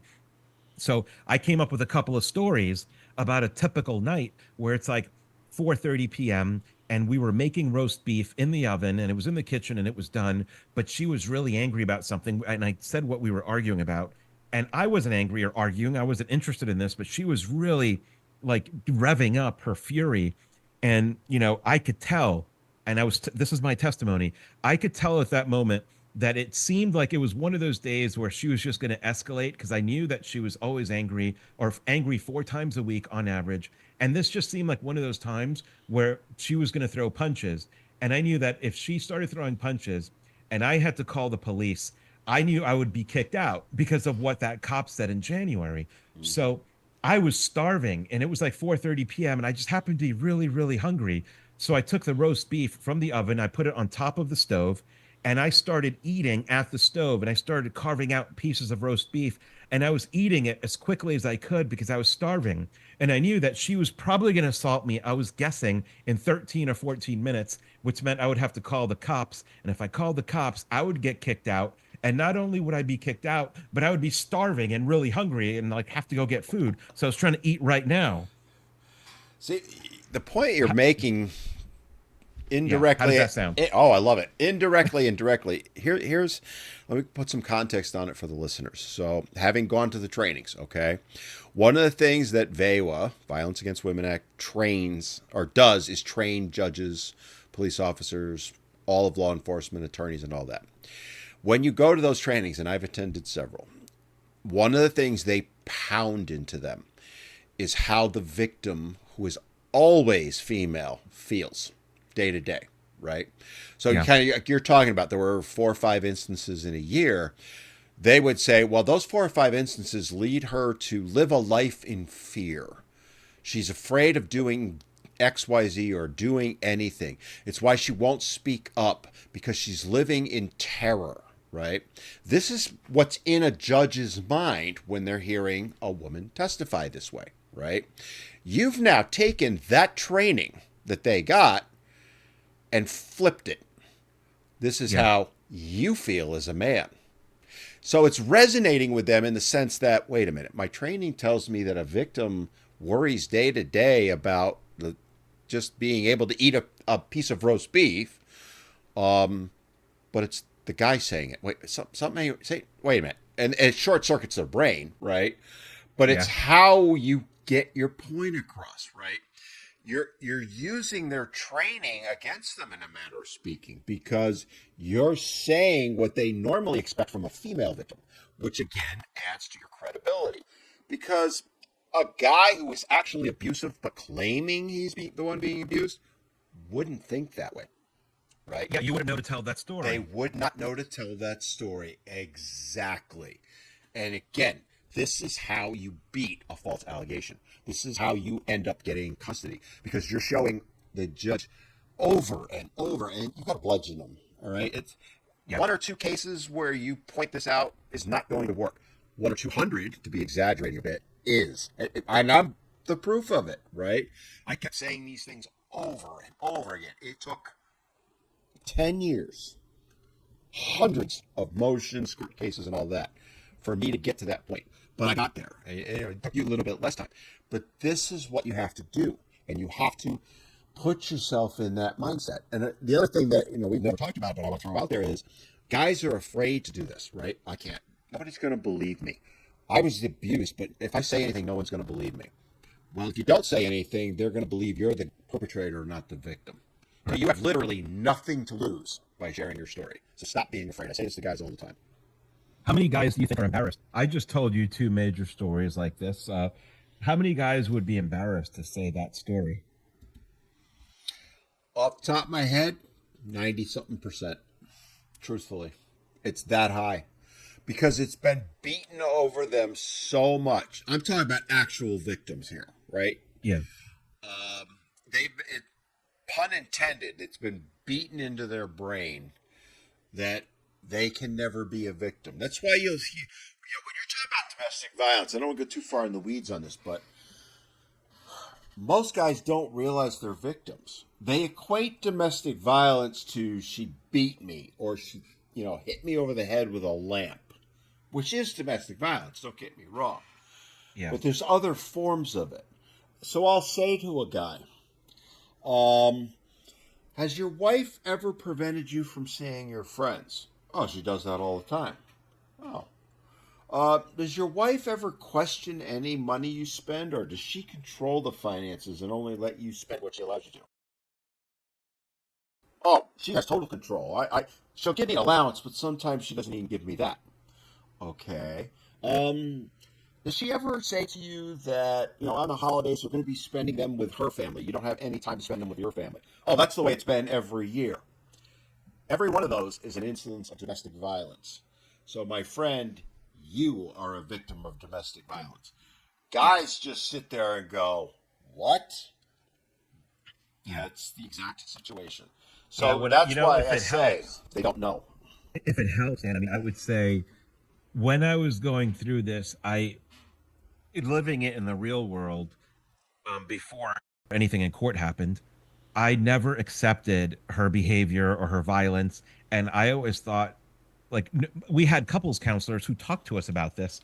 And, and I asked one of them, I said, one on one, I was like, what am I doing wrong in this relationship? What's going on here? Like, how do I fix this? And he said, we can maybe talk about a couple things you're doing wrong, but if we got you perfect and fixed everything you did, you would still be left with 90% of the problem, which is her violence, her anger management issues, and what she's doing. And so I realized then that, like, okay, so this issue is bigger than me. She has a history of doing this stuff. I saw her almost assault her female roommate while she was pregnant. She does this to other people. She's angry at other people, and I never saw myself as like to blame for this stuff, and Mm-hmm. I never felt embarrassed about this stuff. Like somehow I'm not man enough to handle this, because I'll tell guys, this is not like a World Boxing Federation match where a man and a woman in a house, you have free reign to punch the crap out of each other. That's not the real world. In the real world, you can defend yourself. You know that in a boxing match, you could pummel her to death, Mm-hmm. but that's not really the goal. So if she's assaulting you, there's something wrong with her and she's in the wrong, but it doesn't make you weak or bad for, like, taking a punch or two or blocking punches and not, like, you're the victim, right? And you should speak up like the victim. You shouldn't be embarrassed about it because it's her fault. She's the one with the problem, not you. You're the exception, not the rule.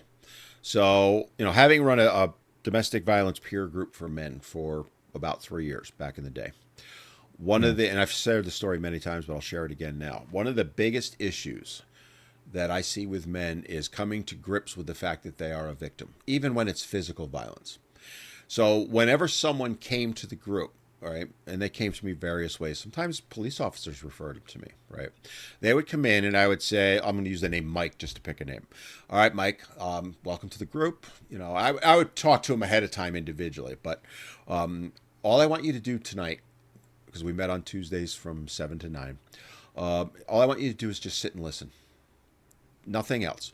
At the end of it, if you care to share anything, I will certainly give you the opportunity, but I just want you to sit and listen for the first couple of, hour and a half or so. Okay. And in every single case afterward, I would say to them, what'd you think? Did you learn anything? Terminology would be different each time, but in every single case, some variation of the following is what they would say. I always thought it was just me. I never realized it happened to other guys. Yeah. That's the Yeah. mindset men have, right? So when it comes to domestic violence and talking about it, they always think it's just them and they feel ashamed.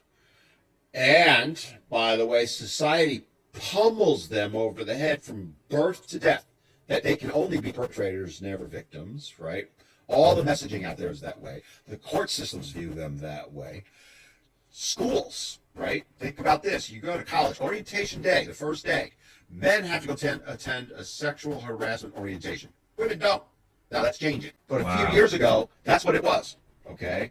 I've had many students, I did a whole show on it on a prior thing, way back when, where the boys had to go and attend sexual harassment training, the girls did not, right? Unbelievable. And I called the school on it, and I said, I'd like to have someone from your staff come in and talk about that.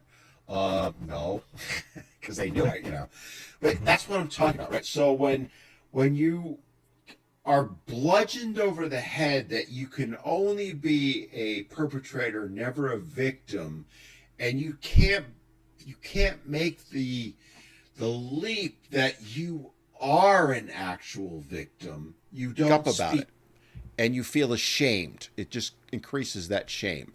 So that's why I say probably 90 something percent of men do not report it. They don't. They may talk to friends about it, right? They may Yeah. say, hey, bud, she beat the crap out of me last night. But go to a police officer, not going to happen. And if they do, the police officer's going to go, well, what did you do to her? Right? That's right. What did Yeah. you do to deserve it? Judges will do the same thing, all the way up the system, right? DAs. That's why they won't prosecute female perpetrators, okay? That it's drilled into them that it can only be a female victim. There is no such thing as a male victim.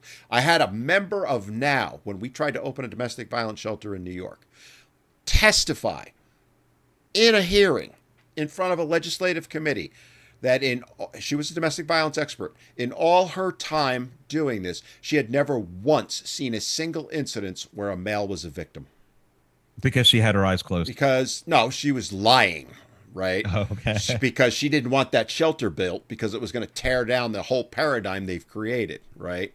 It's still why there's still no shelter. But you get what I'm talking about with this. This is Yeah. why men are afraid to go into a courtroom and do what you did.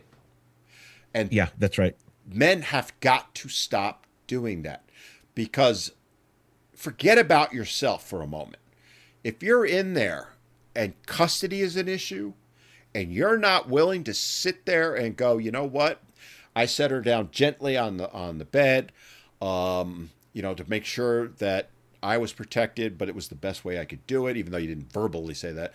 I knew my son was in the corner. I directed her this way. All of that. If you weren't willing to speak up and share that, it never comes out and she gets custody and your child is now in danger. Exactly. That's what you Exactly. need to keep in mind, gentlemen. It's not just about you. Obviously, your safety is paramount. Your child's safety, in my opinion, is as much or more so. So if you're not going to do it for yourself, you need to do it for your child. Yeah. I'll get off I my totally soapbox agree. now. No, you're 1000% right. I don't know if I told you, but during our talks, but we had the couples counselor that we spoke to when we were together, this guy who used to be a psychologist, and knew about the mother's anger management issues and psychological issues. After the trial started, he came to visit me, and I was home alone with my son. It was a Friday night, and he and I were talking, and we were catching up on stuff because all of our therapy ended as soon as we went to court. There's no more therapy, but we still spoke to him occasionally, and I told him the court gave me custody Friday night until Sunday afternoon. This is like 3 months into the court process, and she has the kid 5 nights a week, and I have the kid 2 nights a week. And he looked at me and he's like, "Wait a minute, no, no, no, no, no, that's backwards." And I was like, what?" And he says, "No, if she has custody that much, she will impart psychological damage on your child." Right? Because he had spoken to the other psychologist who talked about borderline personality Mm-hmm. disorder, bipolar disorder, and he understood all that. And he said, she will impart psychological damage on your child as he grows up. Your job in this relationship is to undo that psychological damage. And you can't do that if you have custody 2 nights a week. That doesn't work. So let me ask you this, Father X. Did that come out? Did he testify in court? He did. Because that's the other thing, right? So what you're talking about, and this was a question I was going to ask you when you were relaying the story, and I might as well get to it right now, is if those psychologists are meeting with the two of you and giving you counseling, that's supposed to be protected, right? You know, it's privileged. They can't Oh, they yes. can't talk about it publicly. There is an exception to that if there is someone at risk. If there is risk to harm to another human being. And this is where I have a big issue with the mental health professionals is what you're talking about in your scenario, where clearly this therapist knew she was a risk, not just to you, but to the child. You just literally said it was a risk to the child. Why didn't they come forward before you even went to court? Why didn't why Yeah. didn't they step in and say, I'm hearing all of this stuff. I'm assuming she talked about having a knife at some point Yes. in therapy. Would you think that presents a clear and present danger to the child and to you? Because if you're in therapy and you say I'm going to go murder so and so, they have to report it. They're obligated. This is no different, in my opinion. Now, legally, maybe I'm wrong, and if there's any attorneys watching this, put in the comments and let me know if I'm dead wrong. But why aren't they speaking up in these situations? They don't. You mean before trial? Before they get subpoenaed and brought in, because you got to go through the whole rigmarole of why it's not protected and all that shit, right? Yeah. But in this case, why didn't they take the step? And I'm not picking on your particular one. I'm talking in general here, right? Mm-hmm. As a therapist, and if a therapist wants to weigh in, put in the comments, please do, because this is important. If you hear or see a situation like that where there's a potential for child endangerment or abuse going on, you're obligated to report it. Yet, the majority of the time, they don't. And that's why I say, so he goes into court and gives his testimony. I can imagine the judge just went, uh-oh. Yeah. Well, the thing is, a couple of them testified to the forensic evaluator, which was month 8 of the process, more or less. And then their words and their comments were in the forensic evaluator's Wait, wait, wait, report. wait, wait. 8 months in. So here's my point. You just proved my point for me. That Yeah. child was in danger for 8 months before anything was done, right? Essentially. 3 years. 3 years. But I'm saying from the time they got to the forensic evaluator, Yeah. these people knew there was a risk. Yeah. They should have been going to the whomever, police, whomever, and say that child is at risk, not waiting for a forensic evaluator to reach out to them and say, can you come in? I want to talk to you about this case, let alone That's three right. years. That's what my point is, right? Yeah. That child was at risk for 8 months, and you weren't there to protect him 5 days a week. That's right. Hello? Yeah. Child Protective Services was called in. We went to court the first time approximately August 1. That referee said, "I will call in Child Protective Services to evaluate you all." Child Protective Services came to visit me and the mother like August or September. They wrote a report that was like 10 pages. The report said the mother threatened to end the pregnancy using a knife with a bunch of other things.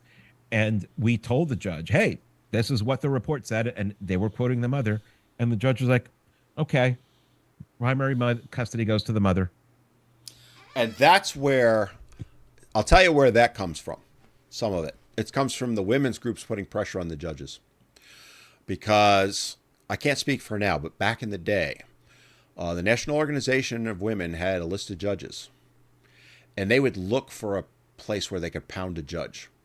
Right? This was pre-social media, so the best way to hammer someone was email.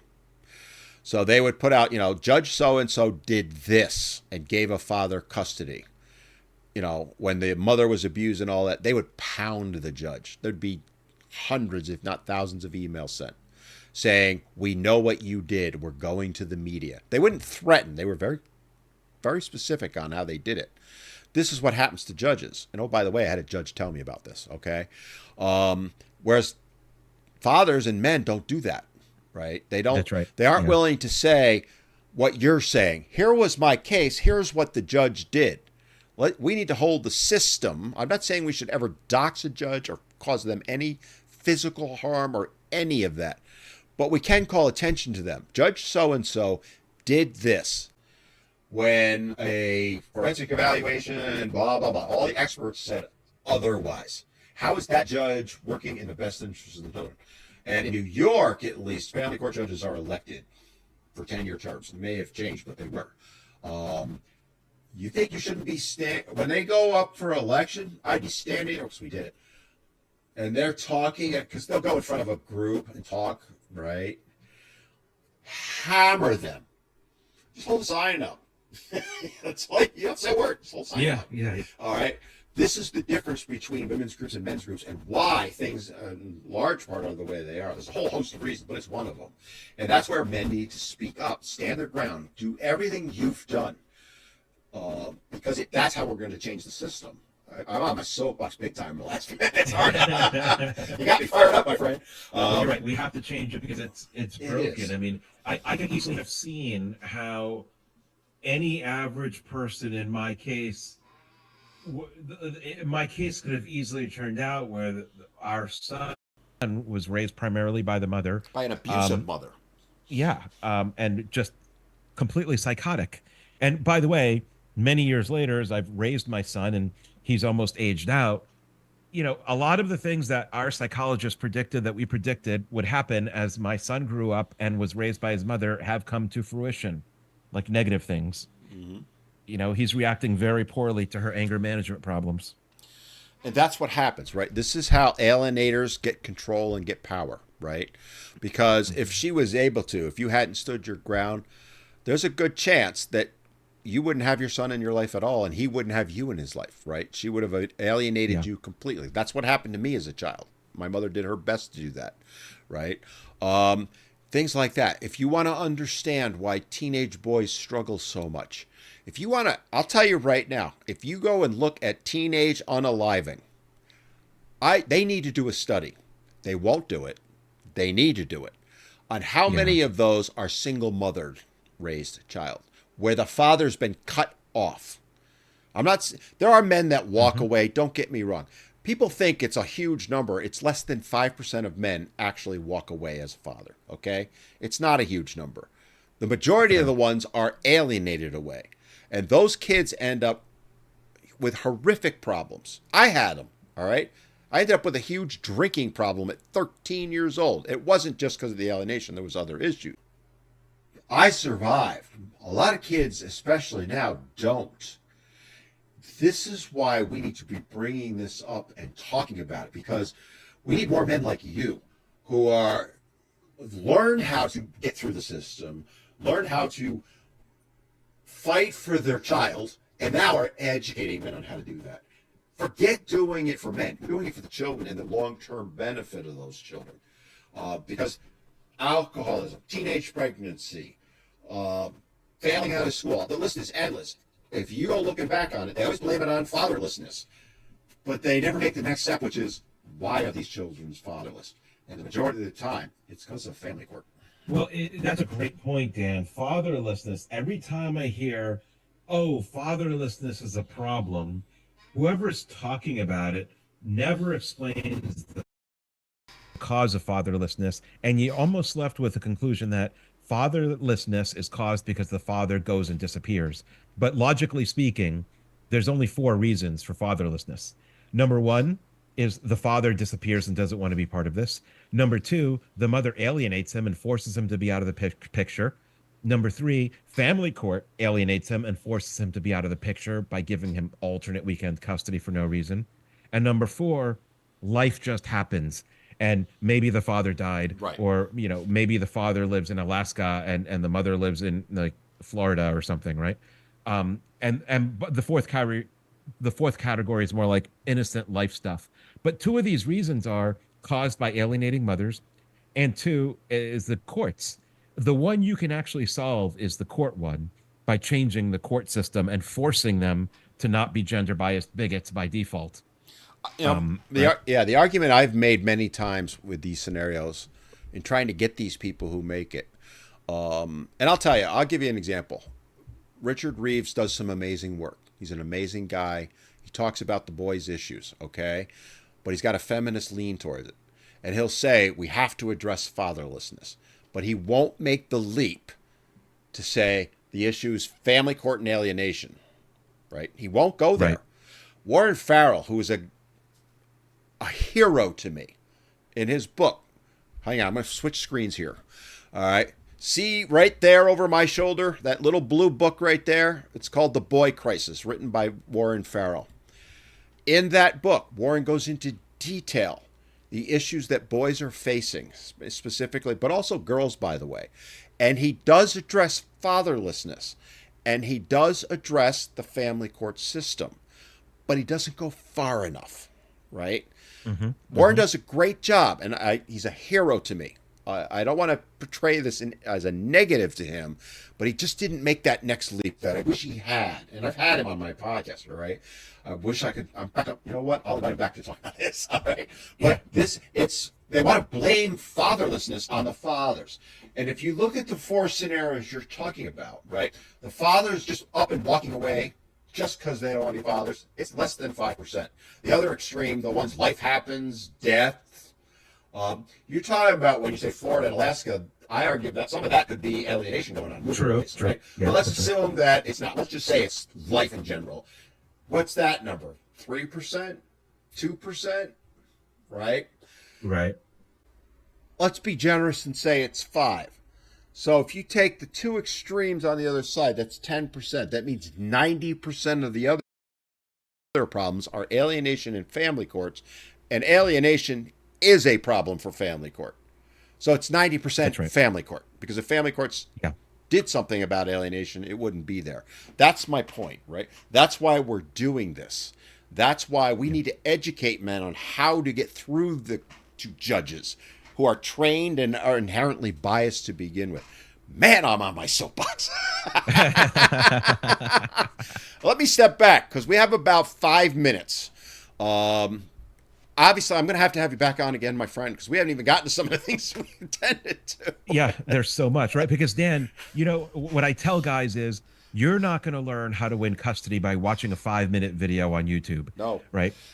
Because all the lawyer videos that I watch are like 5 minutes of like fluff and maybe good stuff if you really know the system. But you and I spent like an hour and a half, like the first time we had our show, and then another hour and a half, and now another hour and a half, and we're just getting drilling into pieces that you have to learn. There's probably like 40 things you really have to understand, and then you have to go deep. And all my videos are like I try to make them 15 to 20 minutes and go deep on topics with giving you details because there's so much you have to learn Right. because you are waging a war, right? And you have to fight a war on so many fronts and in so many ways. You have to mastermind all of it at the same time. And so that's why I have so many videos that are 15 minutes that go into so much detail. That's why you and I talk about an hour and a half about one topic. Yeah, it's my intention with these shows is essentially to educate people to go watch yours, right? Because you take it down to small nuggets, if you will, if I can use that term, and go into a lot more depth on specifics on it. And this isn't the place for that. Our goal here is to get people educated, get them fired up, if I may, right? Mm-hmm. And if nothing else, make them understand that they can win. And yes, you need to go over to Father X's channel. All right, and we're going to get into how you can do that, and it'll be down in the show notes. There's links, and educate yourself because he does as I said it way back at the beginning of this show, almost 2 hours ago. You break it down in a way that anyone can understand. All right, I am not a genius. All right, I am knowledgeable, probably more knowledgeable than even most attorneys on family law, at least in the state of New York when I lived there. Okay. But you've taught me stuff and I applaud you for that. But you've done it in a way that someone like myself, who, I'm not stupid, don't get me wrong. I'm pretty intelligent, but I'm certainly, not Sheldon from Big Bang Theory. Um, you break it down and explain it in a way that, okay, yeah, this is what I need to do, right? Or this is why I need to do it, because you also go into that. That's the key point. Pints. Point. Let me put the teeth back in. And that's why I want everyone to make sure they go follow you on your channel because we can only scratch the surface on some of the stuff. And if you're willing to, my friend, because I know we haven't even touched on like things like child support yet and what we need to think about that. And false allegations of child abuse and child neglect, right? There's so much. So if you don't mind, we'll revisit in a little bit. Maybe a couple weeks we'll do some more recordings and kind of delve into them. But again, I don't regret that we've gone where we went because it's as critical, if not more so, that we address these things and get men to understand that it's okay to stand your ground. It does not. They want men to believe that if you fight, you're a horrible person, right? But remember, at the same time, they're saying that out of this side of the mouth. On this side of their mouth, they're saying, well, he doesn't care about his children. He didn't fight for them. That's right. That's right. And you mentioned they, Dan. You said the word they. And I don't know who they are, but I do know that they are all morons. Well, they are the system and feminists and mothers. The thing that infuriates me is when I see a mother go on, say, TikTok and say, my baby daddy's a deadbeat. He doesn't even want to fight for his children. And I always respond with the same response. Why are you making him fight? It just proves you're a bad parent. That's right. And that's the truth. Any parent, look at your situation. As bad as that situation was, you didn't try and eliminate the mother at any point from the child's life. In fact, right. I argue you fought to keep her involved, as bad as it was. You never once said to the judge, you've never reiterated this or said this in any way, shape, or form, I don't want her to have any contact with my son. Because you know that would not be good for your son. You want him protected. Yeah, that's right. But I specifically told my son growing up when he rejected his mother and her anger management problems and didn't want to see her. I specifically told him as a teenager, early teen years, it started when he was like 10 or 11 or so, maybe. He didn't want to see her anymore. And I said, look, there's a bunch of kids that are 16 years old right now who never had one parent in their life for whatever reason, and they're all screwed up because of it, and they're angry and they're bitter. And I don't want you to be one of those kids. I don't want that to be a defining quality in your life. I want you to know her and visit her and hang out with her and learn whatever you can from her. To which he told me, he said, "Okay, well, I'm not 16, but I already know I don't want to see her anymore." And I but was like, again, "Oh God, I yeah, can't." How do you argue against this logic? but the thing is the way you presented it, you left it to his decision, right? And you ensured that you are supportive of his connection with her, That's encouraging it, right. right? Yeah. You can't force him to go, nor should you. Now, the argument women will often make is, well, we do that. No, they don't. The majority of them are alienating in those situations. It's it's absolutely critical to the mental, emotional, spiritual health of a child to have both parents as involved as possible. Unfortunately, the system, meaning family court, politicians, and all that, do not view it that way. They view fathers as wallets and mothers as caretakers. The majority of women feel that way. Then there's you and me, right? We're the ones speaking out. We catch hell for it. Oh, God, I catch so much hate, and I know you do too. But we're speaking out for children in the end. We people will label me as a men's rights activist. My argument is everything I'm saying is for the benefit of children. So it should be a children's rights activist. They do not like me when I say that one. Yeah, I totally agree. Because everything that I'm doing is, I know courts screw up children's lives by rubber stamping the mother for primary custody and eliminating the father from the kid's life. So I'm just trying to level that playing field, right? To get it back to maybe something that's even. Imagine, Dan, if 85% of mothers get custody now and dads watch my videos and they learn how to fight in court smart and outmaneuver the judge. Imagine if 15% of fathers getting custody becomes 30%. that Or imagine that's it. 50-50 or 50-50 custody. It's not 10% of the time, it becomes 40% of the time. Imagine what a whopping success to society that would be. It would change things overnight. It really would, right? Teenage pregnancy Hmm. would drop, drug use would drop, education would improve. Every societal issue you see, every single one would be changed overnight. I firmly believe that. Every Yeah. single one. Because I trace them all back to fatherlessness. And the fact of the matter is that the society wants fatherlessness, not the other way around, despite what their claims to the contrary. So, man, you got me up on my soapbox big time today, man. I'm fired up. All right. We do have to wrap things up. I want to give you last chance to kind of add any further comments. We covered so much today, and we're still only scratching the surface, and I am going to have you back on. But any final thoughts for this particular episode? Um, I would say I have a lot more details and additional info on my channel about how to testify and how to prepare your testimony for family court and how to overcome the judge's incompetence and bias. It will take you a long time. It'll take you a lot of effort. It took me 20 hours a week. And Dan mentioned that he did the same kind of effort. And I think ultimately what I'm seeing is the difference between guys who get 50-50 or primary custody versus those that don't. Those that don't are the ones who are overwhelmed and quit in the first year without judgment, rightfully so, because it's almost impossible to do this. It's you're just climbing mountains at this point.